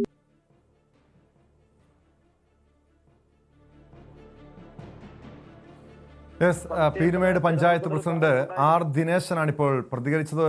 ഈ ദിനേശൻ ഉൾപ്പെടെയുള്ള രാഷ്ട്രീയ നേതൃത്വത്തെ കബളിപ്പിക്കുന്ന രീതിയിലാണ് ബിനു പോലീസിനടക്കം മൊഴി നൽകിയത്. കാട്ടാനാക്രമണത്തിൽ തൻ്റെ ഭാര്യ കൊല്ലപ്പെട്ട് തനിക്ക് പരിക്കേറ്റു എന്ന രീതിയിലായിരുന്നു ഇയാൾ ആദ്യം നാട്ടുകാരടക്കം തെറ്റിദ്ധരിപ്പിച്ചത്. ഒടുവിൽ സംഭവം കൊലപാതകമാണെന്ന് കണ്ടെത്തിയിരിക്കുന്നു. സ്റ്റാലിനിലേക്ക് ഒരിക്കൽ കൂടി. സ്റ്റാലിൻ, ഇപ്പോൾ സീതയുടെ സംസ്കാര ചടങ്ങ് നടക്കുകയാണെന്നാണ് പഞ്ചായത്ത് പ്രസിഡന്റ് വാക്കുകളിൽ നിന്ന് മനസ്സിലാക്കാൻ കഴിയുന്നത്. എന്തുകൊണ്ടായിരിക്കാം ഇയാൾ അങ്ങനെ ഒരു നാട്ടുകാരെ, നമ്മൾ മാധ്യമങ്ങളടക്കം അല്ലെങ്കിൽ പോലീസിനടക്കം തെറ്റിദ്ധരിപ്പിക്കുന്ന രീതിയിൽ ഒരു കഥ സൃഷ്ടിച്ചതെന്ന് കണ്ടെത്തേണ്ടതുണ്ട്. എന്താണ് കൊലപാതകത്തിൻ്റെ കാരണമെന്ന്, കൊലപ്പെടുത്താനുള്ള കാരണം എന്താണ് എന്നതുൾപ്പെടെയുള്ള കാര്യങ്ങളൊരു വ്യക്തത വരേണ്ടിയിരിക്കുന്നു. നിലവിൽ പോലീസിൻ്റെ കണ്ടെത്തൽ, ഈ കേസുമായി ബന്ധപ്പെട്ട്, സീതയുടെ മരണവുമായി ബന്ധപ്പെട്ട് പോലീസിൻ്റെ കണ്ടെത്തൽ എന്തൊക്കെയാണ്? കുടുംബപരമായ വിഷയങ്ങൾ ഉണ്ടാവാം എന്നുള്ളത് തന്നെയാണ് ഈ പറഞ്ഞ ബിനുവിന്റെ ഈ ചെയ്തിക്ക് മുന്നിൽ അതായിരിക്കും കാരണമെന്നാണ് ഉദ്യോഗസ്ഥരുടെയൊക്കെ ഒരു നിഗമനം. എങ്കിലും അതിലൊരു വ്യക്തത വന്നിട്ടില്ല ടോമേ. എങ്കിലും ഈ കാട്ടാന ആക്രമണം അല്ലെങ്കിൽ വന്യമൃഗ ആക്രമണം ഇടുക്കി ജില്ലയിലെ എല്ലാ സ്ഥലങ്ങളിലും, പ്രത്യേകിച്ചും പീരുമേട്, അതുപോലെ തന്നെ ഈ വണ്ടിപ്പെരിയാർ മേഖലയിലൊക്കെ സ്ഥിരമായിട്ട് നടക്കുന്നു. ഇന്നലെ വണ്ടിപ്പെരിയാറിൽ മൗണ്ട് എസ്റ്റേറ്റിലെ അന്തോണി എന്ന് പറയുന്ന ആളെ കാട്ടാനെ ആക്രമിച്ച സംഭവം ഉണ്ടായി. അതിന് തൊട്ടു പിന്നാലെയാണ് ഇപ്പൊ ഇങ്ങനെ ഇന്നലെ തന്നെ ഇത്തരത്തിലൊരു പീരുമേട് ഭാഗത്തുനിന്ന് വേറൊരു കാട്ടാന ആക്രമണം എന്ന പേരിലേക്ക് ഈ വാർത്തകൾ പുറത്തേക്ക് വന്നത്. അതുകൊണ്ട് തന്നെ പെട്ടെന്ന് ജനങ്ങൾക്ക് രോഷം ഉണ്ടാവുകയും ജനരോഷം പെട്ടെന്ന് പ്രകടമാവുകയും അതുപോലെ പ്രതിഷേധവുമായി ജനങ്ങൾ പുറത്തേക്ക് ഇറങ്ങുകയും ചെയ്യുന്ന ഒരു വലിയ സാഹചര്യമുണ്ട്. അത് ഇടുക്കിയിലാണെങ്കിലും ഇടുക്കി സമീപ പ്രദേശങ്ങൾ, ഇടുക്കി ജില്ലയുടെ എല്ലാ ഭാഗങ്ങളിലും ഇതൊരു സ്ഥിരം പതിവ് കാഴ്ചകൾ കൂടി ആയതുകൊണ്ടാണ് വളരെ പെട്ടെന്ന് ഇയാൾക്ക് ജനങ്ങളെ അത്തരത്തിൽ തെറ്റിദ്ധരിപ്പിക്കാനും ഇക്കാര്യം പറഞ്ഞാൽ വളരെ പെട്ടെന്ന് വിശ്വസിക്കും എന്നുള്ളത് കൊണ്ടുമാണ് ഒരുപക്ഷെ അയാൾ അത്തരത്തിലൊരു നീക്കം നടത്തിയത്. എന്താണേലും ഇവർ തമ്മിലുള്ള വിഷയങ്ങൾ, കുടുംബ പ്രശ്നങ്ങളാണ് ഈ കൊലപാതകത്തിന് പിന്നിൽ എന്ന് വേണം നമുക്ക് കരുതാൻ. അങ്ങനെയാണ് ഉദ്യോഗസ്ഥരുടെയും ഒരു പ്രാഥമിക നിഗമനം. എന്തായാലും കാട്ടിലേക്ക് ഇവരെ കൂട്ടിക്കൊണ്ടു പോവുകയായിരുന്നു. മക്കൾ പുറകിലുണ്ടായിരുന്നു എന്ന് പറയുന്നു. മക്കൾ വളരെയധികം പുറകിലായിരുന്നു വന്നത് എന്നാണ് ഇയാൾ പറഞ്ഞിരുന്നത്. എന്താണേലും സംഭവം കൊലപാതകമാണെന്ന് തന്നെ ഇന്നിപ്പോ കണ്ടെത്തിയിരിക്കുന്നു. കാട്ടാന ആക്രമണം എന്ന് പറയുമ്പോൾ വളരെ പെട്ടെന്ന് ജനങ്ങളിലേക്ക് ഇക്കാര്യങ്ങൾ എത്താനും ജനങ്ങൾ അത് വിശ്വസിക്കാനും പൊതുസമൂഹവും അത് വിശ്വസിക്കാനുമുള്ളൊരു പ്രത്യേക സാഹചര്യം ഇടുക്കിയിലെ ഒരു പ്രത്യേക അവസ്ഥയിലുണ്ട് ടോമേ. അതുകൊണ്ട് തന്നെ ആയിരിക്കാം അത്തരത്തില് ഒരു നാടകം അയാളത്തിലേക്ക് അയാൾ എത്താനുള്ള കാരണം. അത്രയ്ക്കും ക്രൂരമായ രീതിയിലാണ്. ഇപ്പോൾ പുതിയ ചില വിവരങ്ങൾ കൂടി പുറത്തു വരുന്നുണ്ട്. മുഖത്തും, സീതയുടെ മുഖത്തും കഴുത്തിലും മൽപ്പിടുത്തത്തിന്റെ പാടുകളുണ്ട്. തലയുടെ ഇടതുഭാഗത്ത് പിടിച്ച് വലതുഭാഗം പലതവണ പരുക്കൻ പ്രതലത്തിൽ ഇടിപ്പിച്ചു. തലയുടെ ഇടതുവശത്തും ക്ഷതമേറ്റു. മരത്തിൽ ഇടിപ്പിച്ചതാകാനുള്ള സാധ്യതയാണ് പോലീസ് നൽകുന്ന വിവരങ്ങൾ നിന്ന് മനസ്സിലാക്കുന്നത്. ആക്രമണം മുന്നിൽ, അതായത് സീതയെ ഭർത്താവ് മുന്നിൽ നിന്നും ആക്രമിക്കുകയായിരുന്നു. തലയുടെ പിന്നിൽ പരിക്ക് വീഴ്ചയിൽ സംഭവിച്ചതാകാം. ഉയർന്ന ഭാഗത്തു നിന്ന് താഴേക്ക് വീണിട്ടുണ്ട്. പാറയിൽ തലയിടിച്ച് വീണു, വലിച്ചിടയ്ക്കപ്പെട്ടു. ഇടതുവശത്തെ 7 വാരിയൽ ഒടിഞ്ഞു, 2 ശ്വാസകോശത്തിൽ കുത്തിക്കയറി. വലതുവശത്തെ 6 വാരിയലുകൾ ഒടിഞ്ഞു, 1 ശ്വാസകോശത്തിൽ കുത്തിക്കയറിയിട്ടുണ്ട്. നാവിക്ക് തൊഴി കിട്ടിയിട്ടുണ്ട്. തലയുടെ വലതുവശത്ത് പരിക്ക് കൂടുതലാണ്. വലത് കൈത്തണ്ട് മുകളിൽ തീവ്രമായി അമർത്തിയിട്ടുണ്ട് തുടങ്ങിയ വിവരങ്ങളാണ് ഈ പോസ്റ്റ്മോർട്ടം റിപ്പോർട്ടിൽ നിന്നുൾപ്പെടെ വ്യക്തമാകുന്നത്. സ്റ്റാലിനിലേക്ക് ഒരിക്കൽ കൂടി. സ്റ്റാലിൻ, ഇത്രയും മൃഗീയമായ രീതിയിൽ, ക്രൂരമായ രീതിയിൽ ഭാര്യയെ, ഈ സീതയെ ബിനു ആക്രമിക്കുന്നുണ്ടെങ്കിൽ അതിനൊരു തക്കതായ ഒരു കാരണം കാണും. കാരണം ഒരു കുടുംബ പ്രശ്നത്തിനപ്പുറം ഒരു പെട്ടെന്നുള്ള പ്രകോപനമാകില്ല. അതിൽ ആസൂത്രിതമായ കൊലപാതകമായി ഇതിനെ കാണേണ്ടതുണ്ടോ? തീർച്ചയായും ടോമെ, അത്തരത്തിൽ വേണം നമുക്ക് ഇതിനെക്കുറിച്ച് മനസ്സിലാക്കാൻ. അതായത് ആസൂത്രിതമായിട്ടുള്ള ഒരു കൊലപാതകം എന്ന് തന്നെ വേണം കരുതാൻ.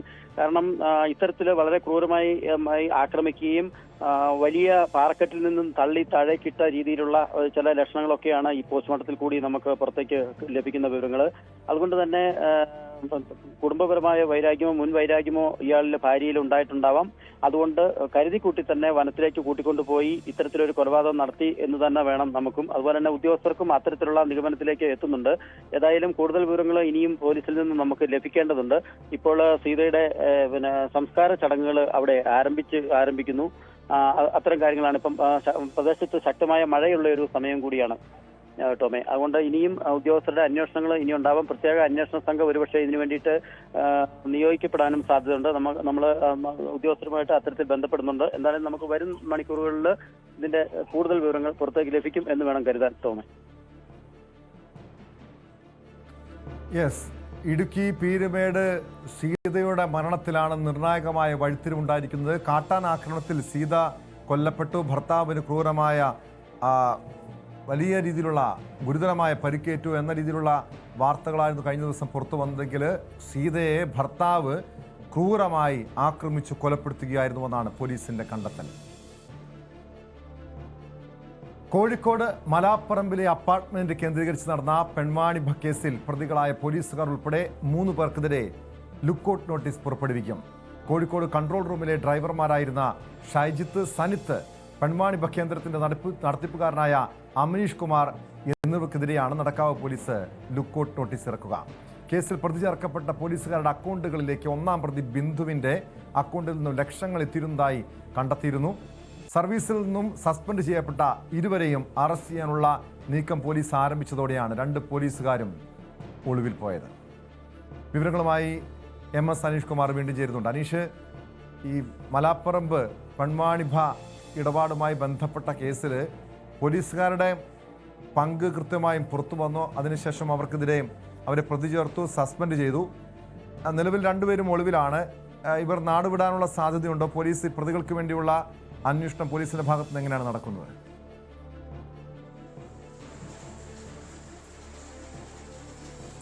ടോം, ഏതാണ്ട് ഒരാഴ്ച മുമ്പാണ് മലാപ്പറമ്പിലെ അപ്പാർട്ട്മെന്റ് കേന്ദ്രീകരിച്ച് നടത്തിയ പെൺവാണിഭ സംഘ കേന്ദ്രത്തിൽ പോലീസ് റെയ്ഡ് നടത്തുന്നതിൽ 9 പേരന്ന് പോലീസിന്റെ കസ്റ്റഡിയിലായവരിൽ ഈ കേന്ദ്രത്തിന്റെ നടത്തിപ്പുകാരിയായ ബിന്ദു അടക്കമുള്ളവർ ഉണ്ടായിരുന്നു. ചില ഇടപാടുകാരെയും പോലീസ് കസ്റ്റഡിയിലെടുക്കുകയും ചെയ്തു. ഒപ്പം അവിടെ ഈ പലയിടങ്ങളിൽ നിന്നായി എത്തിച്ച പെൺകുട്ടികളും അവിടെ ഉണ്ടായിരുന്നു.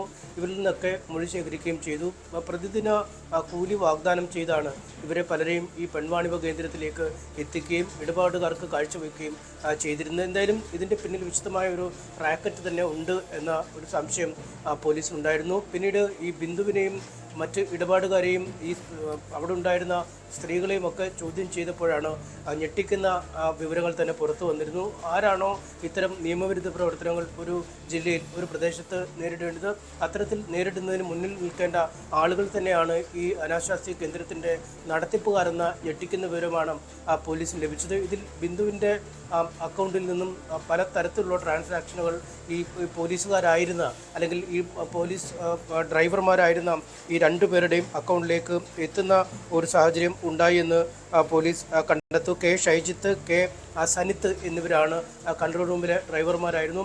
ഇവരുടെ അക്കൗണ്ടിലേക്ക് ലക്ഷങ്ങളുടെ ഇടപാടുകൾ നടന്നുവെന്നും പോലീസ് കണ്ടെത്തുന്ന ഒരു സാഹചര്യമുണ്ടായി. അതായത് ഒരു ദിവസം 1 ലക്ഷം രൂപയുടെ അടുത്ത് വരുമാനം ഈ അനാശാസ്യ കേന്ദ്രത്തിൽ നിന്നും അല്ലെങ്കിൽ പെൺവാണിഭ കേന്ദ്രത്തിൽ നിന്നും ഉണ്ടായി. ഈ പണത്തിൻ്റെ ഒരു ചെറിയ പങ്ക് ഒഴിച്ച് ബാക്കിയുള്ള പണം മുഴുവനായി ഈ പോലീസ് ഉദ്യോഗസ്ഥരുടെ അക്കൗണ്ടിലേക്ക് പോയിരുന്നു എന്നാണ് കണ്ടെത്തിയിരുന്നത്. ഒപ്പം ഓരോ ദിവസവും ഈ ഉദ്യോഗസ്ഥർ കൃത്യമായി തന്നെ ഈ അപ്പാർട്ട്മെൻറ്റിൽ എത്തുകയും കാര്യങ്ങൾ നോക്കി വിലയിരുത്തി മടങ്ങുകയും ചെയ്യുന്ന ഒരു സാഹചര്യമാണ് ഉണ്ടായിരുന്നതെന്നും കണ്ടെത്തി. എന്തായാലും ശക്തമായ തെളിവുകൾ വന്ന സാഹചര്യത്തിൽ, അതായത് ബിന്ദുവും ഈ പോലീസ് ഉദ്യോഗസ്ഥരുമായിട്ടുള്ള സംഭാഷണങ്ങൾ, ചാറ്റുകൾ, ഒപ്പം ഇവരുടെ അക്കൗണ്ടിൽ നിന്നും ഉദ്യോഗസ്ഥരുടെ അക്കൗണ്ടിലേക്ക് ഒഴുകുന്ന പണത്തിൻ്റെ തോത് എന്നിവയൊക്കെ കണ്ടപ്പോൾ തന്നെ പോലീസിന് മനസ്സിലായി ഈ കേന്ദ്രത്തിൻ്റെ പ്രധാന ചുമതലക്കാർ അല്ലെങ്കിൽ ഇതിൻ്റെ ഉടമസ്ഥരായി പ്രവർത്തിക്കുന്നവർ ഈ പോലീസുകാരാണ് എന്ന്. ഇതിനെ തുടർന്ന് ഇവരെ സർവീസിൽ നിന്നും അടിയന്തരമായി സസ്പെൻഡ് ചെയ്തുകൊണ്ടുള്ള ഉത്തരവിറക്കി. തൊട്ടു പിന്നാലെ ഈ പ്രതികളെ അറസ്റ്റ് ചെയ്യാനുള്ള നീക്കവുമായി പോലീസ് മുന്നോട്ട് പോവുകയും ചെയ്തു. എന്തായാലും അറസ്റ്റ് ഉണ്ടാവും എന്ന് അറിഞ്ഞതോടുകൂടി രണ്ടുപേരും സ്ഥലത്തു നിന്നും മാറിയിരിക്കുന്നു. അവർ ഇപ്പോൾ ഒളിവിലാണ് എന്നാണ് പോലീസ് നൽകുന്ന വിശദീകരണം. മുൻകൂർ ജാമ്യത്തിനടക്കമുള്ള ശ്രമങ്ങൾ പ്രതികളുടെ ഭാഗത്തുനിന്നും ഉണ്ടാവുന്നുണ്ട്. പോലീസുകാരാണ്, അതുകൊണ്ട് എത്തരത്തിലാണ് പോലീസിൻ്റെ അന്വേഷണം ഉണ്ടാവുന്നത്, ഏതൊക്കെ തലങ്ങളിൽ അന്വേഷിക്കും എന്നതിനെക്കുറിച്ച് കൃത്യമായ ഒരു വിവരം ഈ പ്രതികൾക്കുണ്ട്. അതുകൊണ്ട് കൃത്യമായ ഒരു അകലം പാലിച്ച് ഒളിവിൽ പോയിരിക്കുന്ന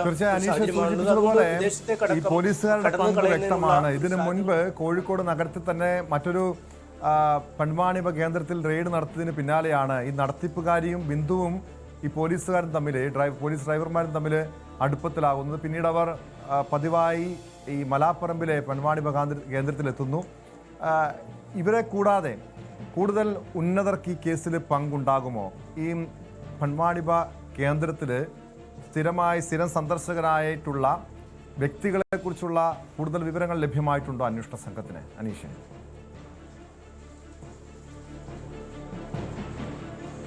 ടോമോ, അങ്ങനൊരു വിവരത്തെക്കുറിച്ച് ഇപ്പോൾ പോലീസ് കൃത്യമായ വിവരം പറയുന്നില്ല. കാരണം ഈ രണ്ട് ഉദ്യോഗസ്ഥരെ പിടികൂടി അവരിൽ നിന്നുള്ള വിവരങ്ങൾ ശേഖരിച്ചാലാവും അത്തരത്തിലുള്ള മറ്റു ബന്ധങ്ങളിലേക്ക് പോവുക എന്ന വിശദീകരണമാണ് നൽകുന്നത്. എന്തായാലും ടോം നേരത്തെ സൂചിപ്പിച്ചതുപോലെ അങ്ങേയറ്റം കൗതുകരമായ അല്ലെങ്കിൽ ഒരു പോലീസുകാർ ഒരിക്കലും സഞ്ചരിക്കരുതാത്ത വഴിയിൽ കൂടെ തന്നെയാണ് ഈ രണ്ട് പോലീസുകാരും സഞ്ചരിച്ചത്. 2023 ഈ ബിന്ദു എന്ന സ്ത്രീയുമായി ഈ പോലീസുകാർ ഇടപെടുന്നത്. ഇതുപോലെ തന്നെ സമാനമായ രീതിയിലുള്ള മറ്റൊരു പെൺവാണിഭ കേന്ദ്രവുമായി ബന്ധപ്പെട്ട കേസായിരുന്നു അത്. അങ്ങനെ അന്ന് പരിചയപ്പെട്ട ശേഷം ഇവർ തമ്മിൽ ബന്ധം പുതുക്കുകയും സ്വന്തമായി ഇത്തരത്തിലൊരു പെൺവാണിഭ കേന്ദ്രം തുടങ്ങാൻ തന്നെ ഈ പോലീസുകാർ നീക്കം ആരംഭിക്കുകയും അത് തുടങ്ങുകയുമായിരുന്നു. അതിനായി അപ്പാർട്ട്മെൻറ്റ് വാടകയ്ക്കെടുക്കുകയും മറ്റു സൗകര്യങ്ങൾ ഏർപ്പെടുത്തുകയും ഒക്കെ ചെയ്തു. പക്ഷേ നേരത്തെ മെഡിക്കൽ കോളേജ് സ്റ്റേഷൻ്റെ പരിധിയിലായിരുന്നു ഇത്തരത്തിൽ ഇവരുടെ ഒരു കേന്ദ്രം പ്രവർത്തിച്ചിരുന്നതെന്ന് മനസ്സിലാവുന്നു. പക്ഷേ അവിടെ CI മാറിയപ്പോൾ അല്ലെങ്കിൽ സ്റ്റേഷൻ ഹൗസ് ഓഫീസർ മാറ്റമുണ്ടായപ്പോൾ അവിടെ ഇനി തുടരുന്നത് പന്തിയല്ല എന്ന് കണ്ടാണ് ഈ മലാപ്പറമ്പിൽ നഗരപരിധിയിലേക്ക് ഇവരുടെ ഈ അനാശാസ്യ കേന്ദ്രത്തിൻ്റെ പ്രവർത്തനം മാറ്റിയത് എന്ന വിവരവും ലഭിക്കുന്നുണ്ട്. എന്തായാലും പോലീസുകാരാണ് ഇതിൻ്റെ പിന്നണിയിൽ ഉള്ളത് എന്നതുകൊണ്ട് തന്നെ കാര്യമായ ഒരു ശല്യം ഉണ്ടാവില്ല എന്നിവർ ധരിച്ചിരുന്നു. ഈ റെയ്ഡ് മറ്റു വിവരങ്ങളൊക്കെ നടക്കുന്നുണ്ടെങ്കിൽ അതിൻ്റെ ഒരു സൂചനകൾ ലഭിച്ചാൽ കൃത്യമായും അതിൽ നിന്നും വിവരങ്ങൾ അറിഞ്ഞ് രക്ഷപ്പെടാൻ കഴിയുമെന്നൊക്കെ ഈ ഉദ്യോഗസ്ഥർ ധരിക്കുകയും ചെയ്തു. പക്ഷേ അവരുടെ നിയന്ത്രണത്തിൽ കാര്യങ്ങൾ നിന്നില്ല. അതിനപ്പുറത്തുള്ള തലങ്ങളിലേക്ക് അന്വേഷണം വ്യാപിച്ചു. ഈ ബിന്ദുവിനെ പിടികൂടിയതോടുകൂടി ബിന്ദുവിൽ നിന്നുള്ള വിവരങ്ങൾ ലഭിച്ചതോടുകൂടി ഇവരുടെ പങ്കിനെക്കുറിച്ചുള്ള കൃത്യമായ വിവരങ്ങൾ ലഭിച്ചു. നമുക്കറിയാം പരിമിതമായ ശമ്പളം ലഭിക്കുന്ന സർക്കാർ ഉദ്യോഗസ്ഥരാണ്. പക്ഷേ രണ്ടുപേരുടെയും ബാങ്ക് അക്കൗണ്ടിൽ ലക്ഷങ്ങളുടെ ബാങ്ക് ബാലൻസ് ഉണ്ട് എന്ന് പോലീസ് കണ്ടെത്തിയിരിക്കുന്നു. ഒപ്പം ഇവർ ഈ സ്ഥലത്തിലോ മറ്റ് സ്ഥാപന ജംഗമത്തിലോ ഒക്കെ ഈ നിക്ഷേപങ്ങൾ നടത്തിയിട്ടുണ്ടോ എന്നതിനെക്കുറിച്ചുള്ള വിവരങ്ങൾ പോലീസ് ശേഖരിച്ചു വരികയാണ്. എന്തായാലും ഇവരുടെ വീടുകളിലടക്കം പോയി ബന്ധുക്കളുമായി മറ്റുമൊക്കെ സംസാരിക്കുകയും അവരുടെ മൊഴി രേഖപ്പെടുത്തുകയും ചെയ്തു. എന്തായാലും വലിയ ആഡംബര രീതിയിലുള്ള ജീവിതം തന്നെയാണ് കഴിഞ്ഞ ഏതാനും മാസങ്ങളായി ഈ പ്രതികൾ നയിച്ചിരുന്നത് എന്ന കാര്യത്തെക്കുറിച്ചൊരു കൃത്യത കിട്ടിയിട്ടുണ്ട്. അതുകൊണ്ട് തന്നെ കൈവശം ഒരുപാട് പണമുണ്ട്. ആ പണത്തിന്റെ എല്ലാ സാധ്യതകളും ഈ സമീപകാലത്ത് പോലീസുകാർക്കെതിരെ സമാനമായ നിരവധി ആരോപണങ്ങൾ അല്ലെങ്കിൽ പോലീസുകാർ പ്രതി ചേർക്കപ്പെട്ട നിരവധി കേസുകളൊക്കെ പിന്നീട് ഈ അടുത്തിടെ പുറത്തു വന്നിട്ടുണ്ട്. ഒരു ഘട്ടത്തിൽ 2023 മുതൽ കഴിഞ്ഞ 2 വർഷമായി ഇവർ ഈ പെൺവാണിഭ സംഘങ്ങളുമായി ഇടപെട്ടിരുന്നു. ഇവർക്ക് കഴിഞ്ഞ കുറേ നാളുകളായും മലാപ്പറമ്പിലെ പെൺവാണിഭ കേന്ദ്രവുമായി ഇടപാടുണ്ടായിരുന്നു. ഇതേക്കുറിച്ചൊന്നും ഈ രഹസ്യാന്വേഷണ വിഭാഗത്തിന് പോലും അല്ലെങ്കിൽ നമ്മുടെ സ്പെഷ്യൽ ബ്രാഞ്ചിന് പോലും യാതൊരു സൂചനയും ലഭിച്ചിരുന്നില്ലേ? എങ്ങനെയാണ് ഈ പെൺവാണിഭ കേന്ദ്രത്തിലേക്ക് അന്വേഷണം എത്തിയത്? ഈ 2 പോലീസുകാർക്കും ഇതിൽ പങ്കുണ്ടെന്ന് വ്യക്തമായത്, അനീഷ്?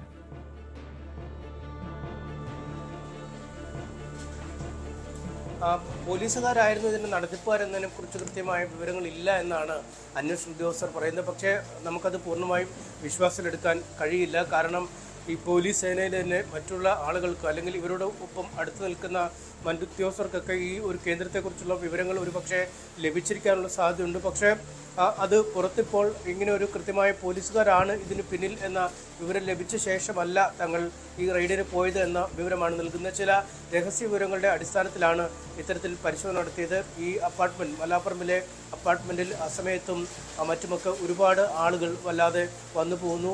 അത് അവരെക്കുറിച്ച് നാട്ടുകാർ അല്ലെങ്കിൽ ഈ അപ്പാർട്ട്മെൻറ്റിൽ തന്നെയുള്ള അടുത്ത് താമസിക്കുന്ന ആളുകൾ ചോദിക്കുമ്പോൾ അത് ആരോഗ്യപരമായ ആവശ്യങ്ങൾക്കായി അല്ലെങ്കിൽ ചികിത്സാ സംബന്ധമായ കാര്യങ്ങൾക്കായി എത്തുന്ന ആളുകളാണ് എന്നുള്ള വിശദീകരണമൊക്കെയാണ് നൽകിയത്. പക്ഷേ ആ വിശദീകരണം കൊണ്ടൊന്നും പലപ്പോഴും ആളുകൾ തൃപ്തരാവുന്നില്ല. കാരണം ആ സമയത്തും ഈ ഒട്ടും പരിചിതമല്ലാത്ത സമയത്തും അപരിചിതരായ ആളുകളുമൊക്കെ ഒരുപാട് അവിടെ വന്നു പോകുന്ന ഒരു സാഹചര്യം ഉണ്ടായിരുന്നു. നാട്ടുകാർ തന്നെ ഈ അപ്പാർട്ട്മെൻറ്റിൻ്റെ ഉടമയോട് പരാതി പറയുന്ന ഒരു സാഹചര്യം ഉണ്ടായും. ഒരു തവണ വന്ന് ഉടമ അയച്ചയാൾ വന്ന് ഈ കാര്യങ്ങൾ പരിശോധിക്കുന്ന ഒരു സാഹചര്യമൊക്കെ ഉണ്ടായി. എന്തായാലും അതിൻ്റെ ഒരു തുടർച്ച എന്നവണ്ണമാണ് പോലീസിന് ഈ വിവരങ്ങൾ ലഭിക്കുകയും പോലീസ് ഈ മലാപ്പറമ്പിലെ അപ്പാർട്ട്മെൻറ്റിലെത്തി പരിശോധന നടത്തുകയും ചെയ്തു. എന്തായാലും ആ പരിശോധനയ്ക്ക് കുറച്ച് ദിവസങ്ങളായി ഈ ഒരു റഡാറിൻ്റെ അല്ലെങ്കിൽ ഒരു നിരീക്ഷണത്തിൻ്റെ കീഴിലായിരുന്നു ഈ അനാശാസ്യ കേന്ദ്രം ഉള്ളത് എന്നത് നമുക്ക് കൃത്യമായി മനസ്സിലാക്കാൻ കഴിയുന്നു. എന്തായാലും ഇത്തരത്തിൽ ഈ ബിന്ദുവിനെയും മറ്റ് കൂട്ടാളികളെയും ഒപ്പം ഇടപാടുകാരെയും ഒക്കെ അറസ്റ്റ് ചെയ്തപ്പോൾ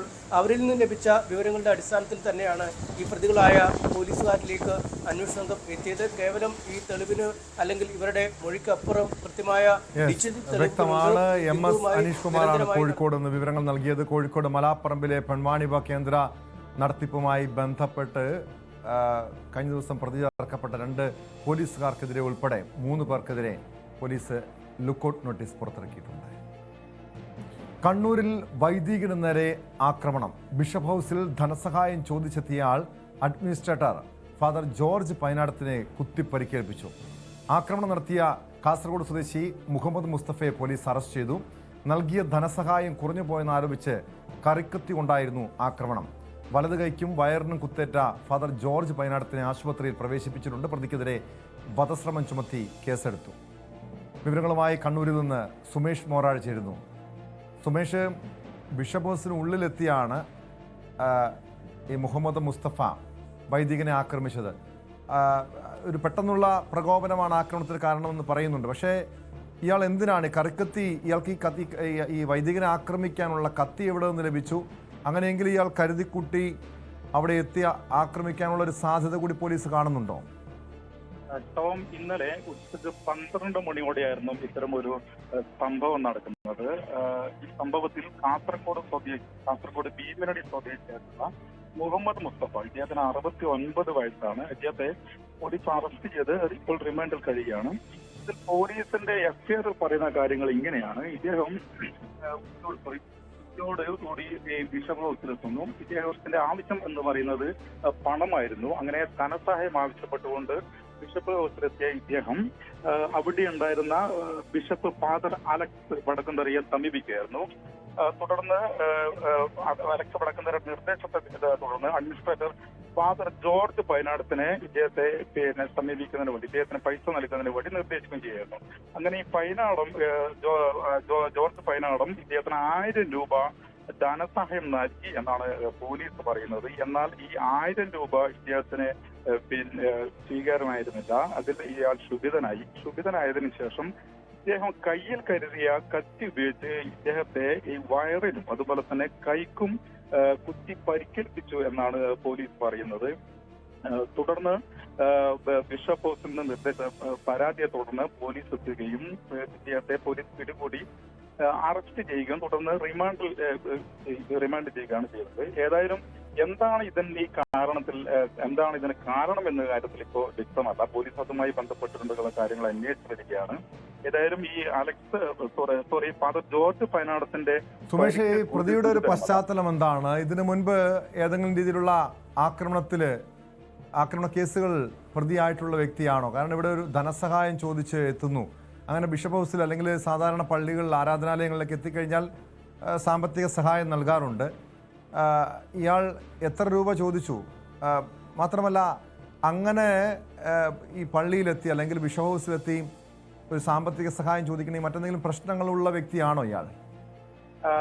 ടോം, ഇതുമായി ബന്ധപ്പെട്ടുള്ള കൂടുതൽ അന്വേഷണം പോലീസ് നടത്തി വരികയാണ്. ഏതായാലും ഇദ്ദേഹത്തെ പ്രകോപിക്കാനുണ്ടായ ഒരു കാരണമെന്ന് പറയുന്നത്, അതായത് ഈ സമയത്ത് ഇദ്ദേഹം ഈ ബിഷപ്പ് ഹൗസിലുള്ള സമയത്ത് 2 വിദ്യാർത്ഥിനികൾ അവിടെ എത്തുകയും അവിടെ ഇതുപോലുള്ള ധനസഹായം ആവശ്യപ്പെടുകയും ഈ 2 പേർക്കും കൂടി അവിടെ നിന്ന് 5000 രൂപ നൽകുന്നത് ഇദ്ദേഹം കണ്ടു എന്ന് കൂടി ഇപ്പോൾ ബിഷപ്പ് ഹൗസ് എന്ന് പറയുന്നുണ്ട്. അപ്പോൾ ഈ 5000 രൂപ കണ്ടപ്പോൾ ഇദ്ദേഹത്തിന് 1000 രൂപ നൽകുകയും എന്തുകൊണ്ട് എനിക്ക് പൈസ കുറച്ച് നൽകി എന്നുള്ളതാണ് ഇദ്ദേഹത്തിന്റെ പ്രശ്നമായി അദ്ദേഹം അതിൽ കണ്ടിരുന്നത്. ഇതുമായി ബന്ധപ്പെട്ടുകൊണ്ടുള്ള വാക്ക് തർക്കവും ചെറിയ രീതിയിലുള്ള വാക്ക് തർക്കം ഉണ്ടാവുകയും കയ്യിൽ കരുതിയിട്ടുള്ള കത്തിയെടുത്ത് ഇദ്ദേഹത്തെ കുത്തുകയും ചെയ്തുമായി എന്നാണ് ഇപ്പോൾ പോലീസ് പറയുന്നത്. ഏതായാലും ഇദ്ദേഹത്തിനെ കുറിച്ചുള്ള പശ്ചാത്തലം എന്താണ്, ഇതേ മുൻപും ഇതുപോലുള്ള ഇത്തരം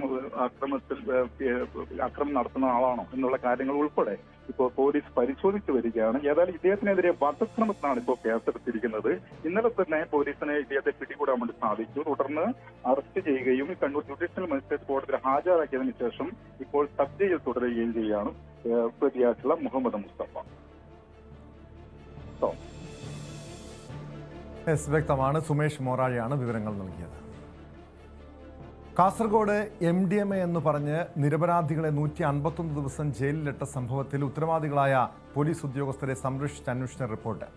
കേസ് കൈകാര്യം ചെയ്തതിൽ പോലീസിന് വീഴ്ച സംഭവിച്ചിട്ടില്ല എന്നാണ് Kozhikode narcotic assistant commissioner ADGP നൽകിയ റിപ്പോർട്ടിൽ പറയുന്നത്. ലഹരി സംഘം കൽക്കണ്ടം ഇനത്തിൽപ്പെട്ട സുക്രോസ് എന്ന പദാർത്ഥം നൽകി യുവാക്കളെ പറ്റിച്ചെന്നാണ് അന്വേഷണത്തിലെ കണ്ടെത്തൽ. അതേസമയം പോലീസ് അന്വേഷണത്തിൽ വിശ്വാസമില്ലെന്ന് നിയമ നടപടിയുമായി മുന്നോട്ടു പോകുമെന്നും യുവാക്കൾ വ്യക്തമാക്കി. സംഭവത്തിലെ മുഖ്യമന്ത്രി, ചീഫ് സെക്രട്ടറി, DGP അടക്കമുള്ളവർക്ക് കാഞ്ഞങ്ങാട്ടെ അഭിഭാഷകൻ മുഖേന ബിജു മാത്യു വക്കീൽ നോട്ടീസ് അയച്ചു. വിവരങ്ങളുമായി വീണ്ടും KV ബൈജു ചേരുന്നുണ്ട്. ബൈജു, നമുക്കറിയാം തൃശ്ശൂരിൽ ബ്യൂട്ടി പാർലർ ഉടമയായിരുന്ന ഷീല സണ്ണിയെ ഇതുപോലൊരു ലഹരി കേസിൽ എക്സൈസ് കുടുക്കി മാസങ്ങളോളം, ഏകദേശം 72 ദിവസത്തോളം ജയിലിൽ കടന്നതാണ് ഷീല സണ്ണി. ഇവിടെ നിരപരാധികളെന്ന് കരുതി, അതായത് 2 യുവാക്കളെ ലഹരി കേസ് കുടുക്കി 151 ദിവസമാണ് ജയിലിലിട്ടത്. പക്ഷെ ഇപ്പോഴും പോലീസിന്റെ ഭാഗത്ത് വീഴ്ച സംഭവിച്ചിട്ടില്ല എന്ന് പറയുന്നു. എന്താണ് അന്വേഷണ റിപ്പോർട്ടിൽ വ്യക്തമാക്കുന്നത്?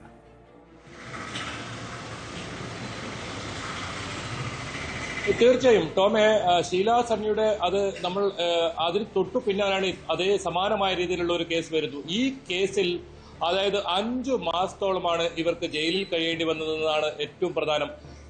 ഇത് സംഭവത്തിലാണ് ഇപ്പോൾ പോലീസിന്റെ പ്രത്യേക അന്വേഷണ റിപ്പോർട്ട് ഇപ്പോൾ വന്നിട്ടുള്ളത്. ആ അന്വേഷണ റിപ്പോർട്ടിൽ പറയുന്നത് ഇവരിൽ ഈ കൽക്കണ്ടം എന്ന് പറഞ്ഞ് MDMA ആണെന്ന് പറഞ്ഞ് ഈ കൽക്കണ്ടം പിടികൂടിയ സംഭവത്തിലാണ് സുക്രോസ് എന്ന ഒരു കൽക്കണ്ടത്തിന് സമാനമായ ഒരു പദാർത്ഥം ഇതാണ് ഇവരുടെ കയ്യിൽ ഉണ്ടായിരുന്നത്. അത് ഈ ലഹരി മാഫിയ ഇവർക്ക് നൽകിയതാണ്. അത് ഇവരെ പറ്റിച്ചു. അതായത് ബിജു മാത്യുവിനെയും അതുപോലെ തന്നെ കണ്ണൂർ വാരത്തെ മണികണ്ഠനെയും ലഹരി സംഘങ്ങൾ പറ്റിച്ചു എന്ന തരത്തിലാണ് ഇപ്പോൾ ഈ അന്വേഷണ സംഘത്തിന്റെ കണ്ടെത്തൽ വന്നിട്ടുള്ളത്. മാത്രമല്ല, ഏതെങ്കിലും തരത്തിൽ ഈ ഒരു സംഭവം നടക്കുന്ന സമയത്ത് ഇത് കൽക്കണ്ടമാണെന്ന് ഇവർ പറഞ്ഞിട്ടില്ല എന്നാണ് പോലീസ് പറയുന്നത്. അത് മാത്രമല്ല, 3 തവണ ഈ കോടതിയിൽ എത്തിയപ്പോൾ കോടതിയിലും ഇക്കാര്യം ബോധ്യപ്പെടുത്തിയിട്ടില്ല എന്നാണ് ഇവർ പറയുന്നത്. എന്തായാലും ഈ രാസപരിശോധനാ ഫലം പുറത്തു വന്ന അപ്പോൾ തന്നെ ഇവരെ ജയിൽ മോചിതരാക്കി എന്നൊരു വാദം കൂടി ഇവർ ഉന്നയിക്കുന്നുണ്ട്. ഇതിലൊക്കെ സംശയങ്ങളുണ്ട്. കാരണം കോടതി സ്വന്തം ജാമ്യത്തിലാണ് ഈ ഒരു രാസപരിശോധന ഫലം എത്തിയപ്പോൾ ഇവരെ വിട്ടയക്കുന്ന സാഹചര്യം ഉണ്ടായത്. മാത്രമല്ല, ഈ ബിജു മാത്യു നമ്മളോട് ആവർത്തിച്ച് വ്യക്തമാക്കുന്നുണ്ടായിരുന്നു, ഈ പോലീസ് സ്റ്റേഷനിലെ CCTV ക്യാമറ, അതുപോലെ തന്നെ കോടതി വരാന്തിയിലെ CCTV ക്യാമറ, അവിടെയൊക്കെ പോലീസുകാരോടും ഇവർ ബിജു മാത്യു പറയുന്നുണ്ട് ഇത് കൽക്കണ്ടമാണ്. ഒരു 100 ഗ്രാം കൽക്കണ്ടം തന്റെ വീട്ടിലേക്ക് വേണ്ടി വാങ്ങിയതാണ്. അതിൽ താൻ കഴിച്ചു കഴിഞ്ഞതിന് ശേഷമുള്ള 58 ഗ്രാമായിരുന്നു ഇത് ഉണ്ടായിരുന്നത്. അതാണ് ഈ സംഭവം എന്ന് കൃത്യമായി പറയുന്നുണ്ടായിരുന്നു. അത് CCTV ക്യാമറയിൽ ഉണ്ടെന്നാണ് ബിജു മാത്യു ആവർത്തിച്ച് വ്യക്തമാക്കിയത്. അപ്പോഴാണ് ഇത്തരത്തിൽ ഇവർ ഏതെങ്കിലും തരത്തിൽ ഇത് കൽക്കണ്ടമാണെന്ന് പോലീസിനോട് പറഞ്ഞിട്ടില്ല എന്നൊരു വാദം അല്ലെങ്കിൽ ഈ അന്വേഷണത്തിൽ കണ്ടെത്തലുണ്ടായിരിക്കുന്നു. എന്നാലും നർക്കോട്ടിക് കമ്മീഷണർ ബിജു മാത്യുവിന്റെ അഭിഭാഷകന്റെ പ്രതികരണം പുറത്തു വന്നിട്ടുണ്ട്. ഇവർ നിയമ നടപടിയുമായി, കാരണം പോലീസിന്റെ അന്വേഷണ റിപ്പോർട്ടിനെതിരെ നിയമ നടപടിയുമായി മുന്നോട്ട് പോകാനാണ് പ്രതിഭാഗത്തിന്റെ തീരുമാനം. അപ്പോൾ ഈ 5 മാസക്കാലം ഒരു തെറ്റും ചെയ്യാതെ തങ്ങളുടെ ജീവിക്കാനുള്ള അവകാശം, സ്വാതന്ത്ര്യം ഇത് ഹനിച്ച സർക്കാർ ഉദ്യോഗസ്ഥന്മാരുടെ ഈ തെറ്റായ നടപടിക്കെതിരെയാണ് ഇവർ നോട്ടീസ് അയച്ചിട്ടുള്ളത്. അവർ രണ്ടുപേർക്കും ഓരോരുത്തർക്കും 10 ലക്ഷം രൂപ വീതം നഷ്ടപരിഹാരം ലഭിക്കണം എന്നാവശ്യപ്പെട്ടാണ് കേരള ഗവൺമെൻറ്റിന് നോട്ടീസ് അയച്ചിട്ടുണ്ട്. അതുപോലെ തന്നെ ചീഫ് സെക്രട്ടറിക്ക് അയച്ചിട്ടുണ്ട്, ഹോം സെക്രട്ടറിക്ക് അയച്ചിട്ടുണ്ട്, DGPക്ക് അയച്ചിട്ടുണ്ട്, ഡിസ്ട്രിക്ട് പോലീസ് ചീഫ് കോഴിക്കോട് അദ്ദേഹത്തിന് അയച്ചിട്ടുണ്ട്, പിന്നെ അറസ്റ്റ് ചെയ്ത ലീല എന്ന് പറയുന്ന SHOയ്ക്കും അയച്ചിട്ടുണ്ട്. ഒരു പൗരൻ്റെ അവകാശങ്ങൾ നിഷേധിക്കപ്പെട്ടാൽ അത് സംരക്ഷിച്ചു കൊടുക്കുന്നതിന് വേണ്ടിയാണ്, അത് നിവർത്തിച്ചു കൊടുക്കുന്നതിന് വേണ്ടിയാണ്. അല്ലാതെ നിയമപരമല്ലാത്ത പ്രവൃത്തിയിലൂടെ അവരുടെ ജീവിക്കാനുള്ള അവകാശത്തെ ധ്വംസിക്കാൻ, അതില്ലാതെയാക്കാൻ വേണ്ടിയുള്ളതല്ല. ചുരുക്കി പറഞ്ഞാൽ പോലീസിന് അധികാരം ലഭിക്കുന്നത് നിയമത്തിൻ്റെ അടിസ്ഥാനത്തിലാണ്. അതുകൊണ്ട് തന്നെ പോലീസിൻ്റെ പ്രവൃത്തിയും നിയമപരമായിരിക്കണം. KV ബൈജുവിലേക്കുണ്ട്. ബൈജു, ഇവിടെ ഇങ്ങനൊരു സംശയം, പ്രത്യേകിച്ചും കൽക്കണ്ടം ആണ് കണ്ടെത്തിയത്, പിടിച്ചെടുത്തതെന്ന് പ്രതിഭാഗം പറയുന്നുണ്ട്. പോലീസിൻ്റെ പരിശോധനയിൽ വ്യക്തമായതാണ്. ഇത് കൽക്കണ്ടമാണെന്ന് പറഞ്ഞിട്ട് പോലും ബിജു മാത്യുവിനെ ഉൾപ്പെടെ പോലീസ് അറസ്റ്റ് ചെയ്തു, പിന്നീട് മാസങ്ങളോളം ജയിലിലിട്ടുവെന്നാണ് പ്രധാനപ്പെട്ട പോലീസിനായിട്ടുള്ള ആരോപണം. അങ്ങനെ ഇതിന് മുൻപ് ഏതെങ്കിലും ലഹരി കേസുകളിൽ പിടിക്കപ്പെട്ടിട്ടുള്ള വ്യക്തിയാണോ ബിജു മാത്യുവും കൂട്ടാളിയും? എന്തുകൊണ്ടാണ് പോലീസ് അവരിലേക്ക് അങ്ങനെ അന്വേഷണം എത്താനും ഈ കൽക്കണ്ടം പിടിച്ചെടുത്തത് MDMA ആണെന്ന് കരുതി അറസ്റ്റ് ചെയ്യാനുള്ള കാരണം എന്താണ്?